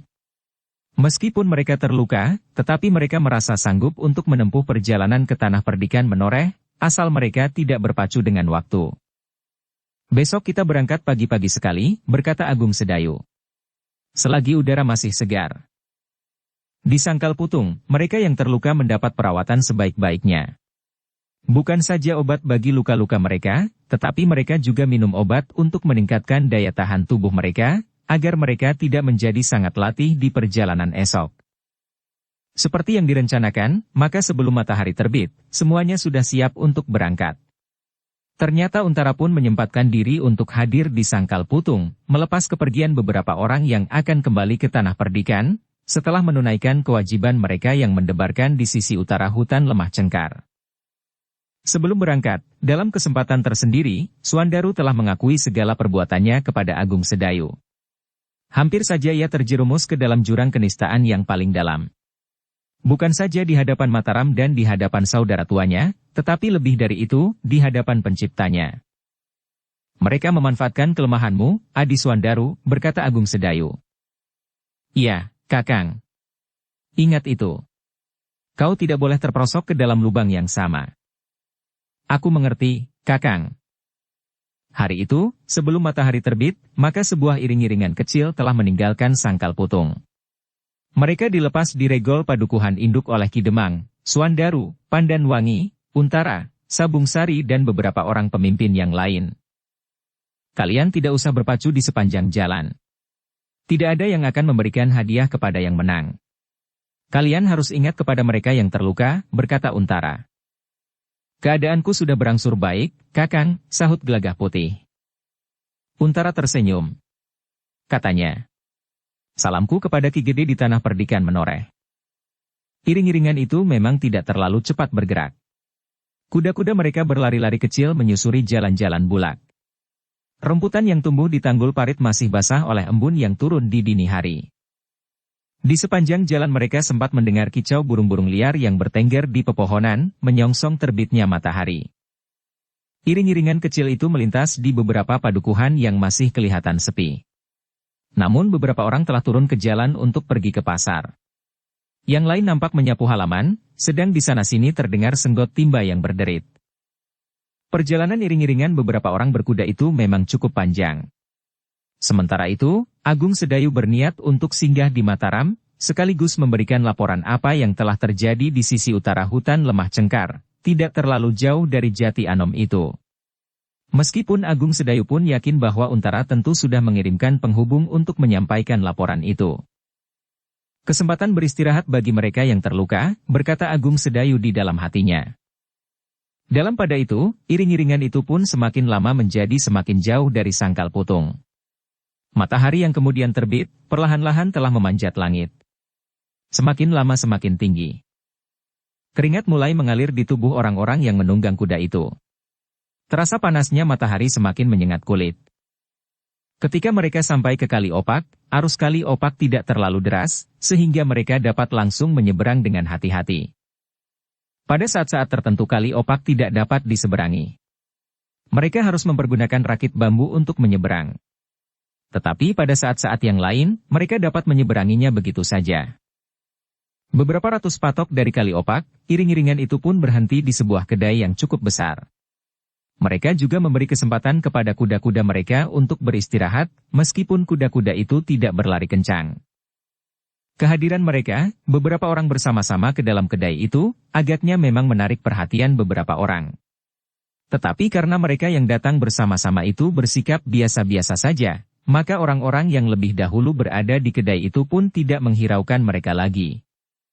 Sekar Mirahlah yang kemudian memesan minum dan makan bagi mereka.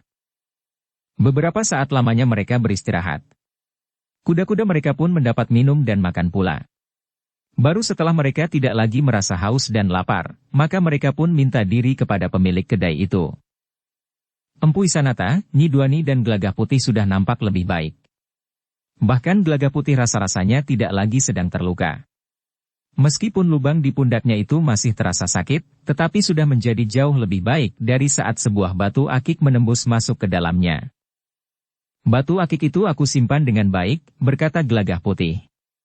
Bukan hanya yang mengenai tubuhku, tetapi semuanya yang aku dapatkan. Rara Wulan tersenyum. Katanya, kau akan menjadi pedagang batu akik. Ketika mereka mengambil kuda-kuda mereka, seorang anak muda dengan pakaian yang terhitung bagus, menunggui kuda Gelagah Putih. Demikian Gelagah Putih mendekati kudanya, anak muda itu bertanya. Apakah kuda ini kudamu? Ya, jawab Gelagah Putih. Bagus sekali. Terima kasih. Gelagah Putih membungkuk hormat. Apakah kudamu itu boleh aku beli? Gelagah Putih tersenyum. Katanya. Sayang, Kisanak. Kuda ini hadiah dari seorang tua yang sangat aku hormati. Kau dapat menyebut berapa saja harganya. Gelagah Putih menggeleng. Katanya. Maaf, Kisanak. Anak muda itu nampak kecewa. Namun kemudian ia bergeser surut. Sejenak kemudian, maka mereka pun telah meninggalkan kedai itu. Seperti sebelumnya, mereka tidak berpacu terlalu kencang. Mungkin bagi Gelagah Putih tidak lagi terlalu banyak menyulitkannya. Tetapi mungkin lain bagi Empu Isanata dan Nyi Duani. Di perjalanan itu Rara Wulan pun sempat bertanya kepada Sekar Mirah. Bagaimana dengan Mangesti, Bokayu? Aku serahkan kepada Pandan Wangi. Biarlah Pandan Wangi menanganinya. Kasihan, ia masih terlalu muda. Hari depannya masih panjang. Rara Wulan mengangguk-angguk. Namun tiba-tiba saja mereka terkejut ketika mereka melihat anak muda yang melihat-lihat kuda Gelagah Putih itu menyusul mereka bersama 3 orang berwajah garang. Beberapa puluh langkah mereka mendahului. Namun kemudian mereka pun berhenti dan berbalik menghadap ke arah iring-iringan itu. Ah, anak itu, desis Ki Jayaraga. Apa tidak ada kerja yang lebih baik selain mengganggu orang? Ternyata ketiga orang yang menyertai anak muda yang mengenakan pakaian yang baik itu juga masih terhitung muda. Iring-iringan itu terpaksa berhenti. Agung Sedayu yang berkuda di paling depan menghentikan kudanya, beberapa langkah di depan kuda anak muda yang mengenakan pakaian yang baik dan tentu harganya mahal. Di sela-sela bajunya nampak timangnya terbuat dari emas yang ditretes dengan permata. Maaf, aku mengganggu perjalanan kalian, berkata anak muda itu. Apa maksudmu, Kisanak? Bertanya Agung Sedayu. Aku masih mengajukan tawaran untuk membeli kuda anak muda itu. Bukankah sudah dijawab, bahwa kuda itu tidak dijual?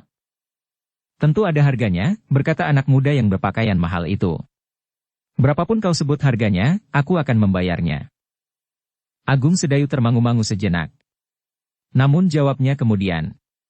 Anak muda. Kuda itu adalah kuda pemberian. Adalah tidak pantas bahwa hadiah dari seorang tua yang dihormati itu dijual. Anak itu tidak berniat menjualnya. Tetapi akulah yang berniat membelinya. Maaf, anak muda. Dengan menyesal, kami tidak dapat menyerahkannya. Bukankah jika kuda itu aku beli akan lebih baik, daripada jika kuda itu aku ambil begitu saja? Agung Sedayu mengerutkan dahinya. Rasa-rasanya dadanya sudah menjadi jenuh oleh perselisihan-perselisihan, apalagi perselisihan yang tidak berarti seperti itu. Nah, pikirkan baik-baik. Jangan memaksa, anak muda. Bukankah aku tidak sendiri? Aku tahu bahwa kau mengajak 3 orang kawanmu untuk memaksakan kehendakmu. Tetapi bukankah iring-iringan kami juga terdiri dari beberapa orang? Anak muda itu tertawa. Katanya, apa arti kalian dan kawan-kawan kalian bagi kami? Tetapi siapakah sebenarnya anak muda ini? Pertanyaan yang bagus. Mungkin akan dapat membuka hatimu. Aku adalah anak Ki Panji Secapraja yang tinggal di Sambisari. Nah, jika ayahku tahu bahwa kalian telah menentang kehendakku, maka kalian akan menyesal sepanjang umurmu. Jadi kau anak Ki Panji Secapraja? Kau mengenal ayahku? Belum, anak muda. Tetapi akan lebih baik jika kau katakan saja kepada ayahmu bahwa kau gagal merampas seekor kuda anak muda yang sedang lewat. Wajah anak muda itu menjadi tegang. Dipandanginya Agung Sedayu dengan tajamnya. Kemudian dengan suara yang berat menekan ia bertanya. Jadi kau benar-benar akan melawan? Bukan melawan. Tetapi aku tidak dapat membiarkan kau merampas milik seseorang. Bukankah sudah aku katakan bahwa aku akan membelinya?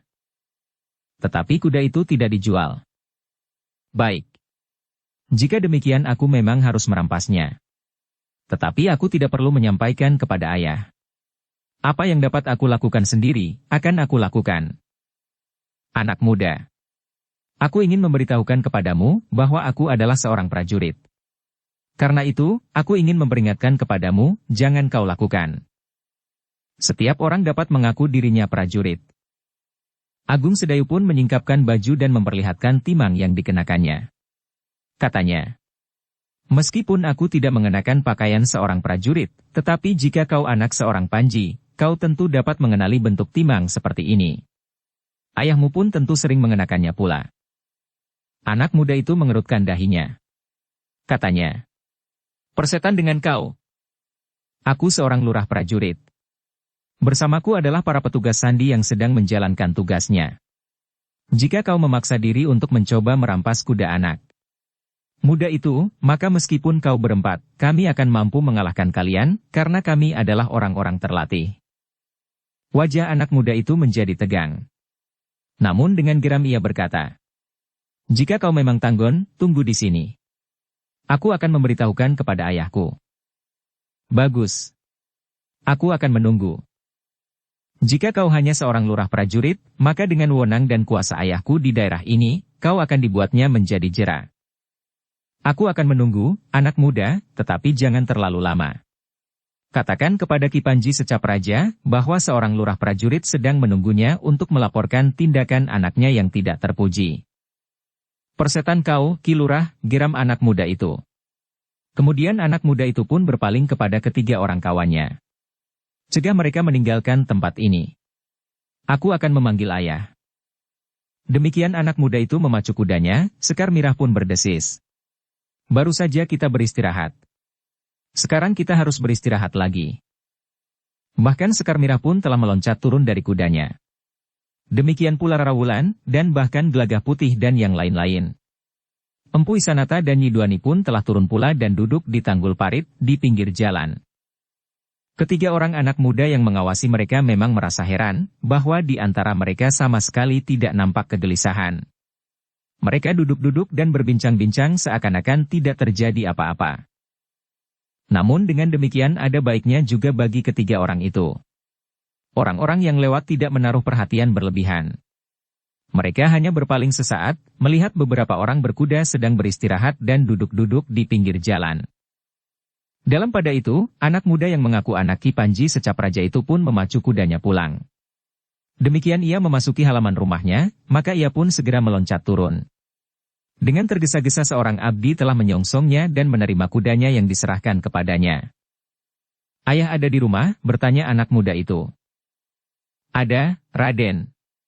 Anak muda itu pun segera meloncat naik pendapa rumahnya, melintasi peringgitan dan langsung masuk ke ruang dalam. Ayah! Ayah! Anak muda itu berteriak. Ada apa? Jawab ayahnya yang duduk di serambi sambil minum minuman hangat setelah makan siang.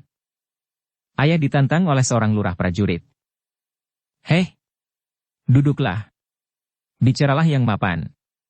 Jangan tergesa-gesa. Ayah ditantang seorang lurah prajurit. Aku tidak berbohong, Ayah. Kenapa? Apa sebabnya? Aku menginginkan kudanya. Tetapi ia tidak memberikannya.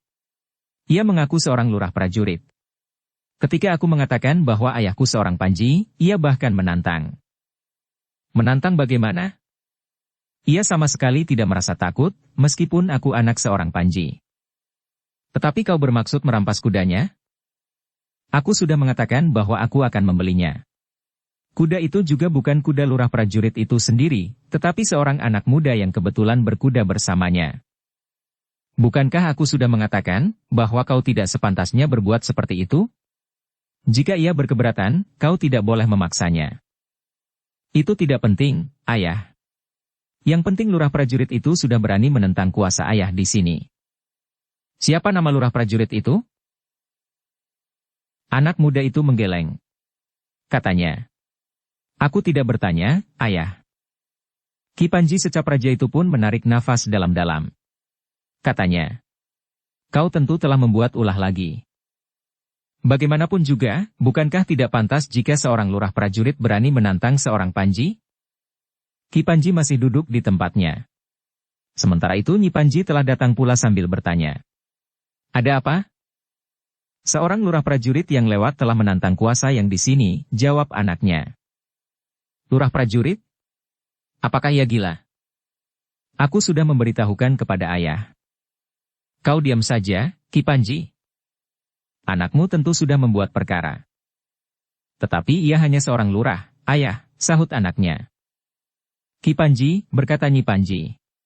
Jika kebiasaan seperti itu tidak diselesaikan dengan tuntas, akan menjadi kebiasaan bahwa seorang lurah prajurit berani menantang seorang Panji yang mendapat wewenang di satu daerah tertentu, seperti di Sambisari dan sekitarnya ini. Ki Panji masih tetap duduk di tempatnya. Ki Panji, desak istrinya. Ki Panji akan membiarkannya. Dengan demikian nama Ki Panji akan tercemar. Jika lurah prajurit itu pergi ke Mataram, maka ia akan bercerita bahwa Ki Panji secap raja tidak berani bertindak atas dirinya, hanya seorang lurah prajurit. Akhirnya Ki Panji bangkit juga berdiri. Sambil membenahi pakaiannya ia pun berkata, aku akan bertemu lurah prajurit itu. Tetapi aku juga akan mengusut persoalannya, kenapa ia menantang aku. Tentu ada sebabnya. Hanya jika ternyata lurah prajurit itu bersalah, aku akan bertindak atasnya. Ki Panji pun kemudian telah memungut kerisnya dan menyelipkannya di punggungnya. Namun kemudian digapainya pula tombak pendeknya. Ketika ia berdiri di tangga pendapa, maka ia pun memerintahkan 2 orang pengawalnya untuk menyertainya. Anak Ki Panji itu tersenyum. Ia akan melihat seorang lurah prajurit dihajar oleh ayahnya seperti beberapa pekan sebelumnya, karena lurah prajurit itu berani menentang kuasanya. Sejenak kemudian, Ki Panji, anak laki-lakinya dan 2 orang pengawalnya berpacu menyusuri jalan Sidatan menuju ke jalan utama yang menuju ke Mataram. Dari kejauhan anak laki-lakinya itu pun berkata, itulah mereka, Ayah. Siapa mereka? Lurah prajurit dan beberapa orang yang katanya petugas sandi dari Mataram. Petugas sandi? Mereka dapat saja berbohong, Ayah. Ada beberapa orang perempuan bersama mereka. Ada orang tua, ada anak muda. Tidak ada seorang pun yang menunjukkan sikap seorang prajurit. Apalagi prajurit dalam tugas sandi. Hanya seorang saja yang dapat menunjukkan timang keprajuritan seperti milik ayah. Ki Panji mengerutkan dahinya. Dipercepatnya derap kaki kudanya, sehingga beberapa saat kemudian Ki Panji telah sampai di jalan yang lebih besar yang menuju ke Mataram. Dilihatnya 3 orang yang tentu pengawal anak laki-lakinya masih duduk di atas punggung kuda, sedangkan beberapa orang duduk di atas tanggul parit. Bersambung ke bab 477. Dukung kami dengan subscribe, follow, like, komen dan share. Terima kasih.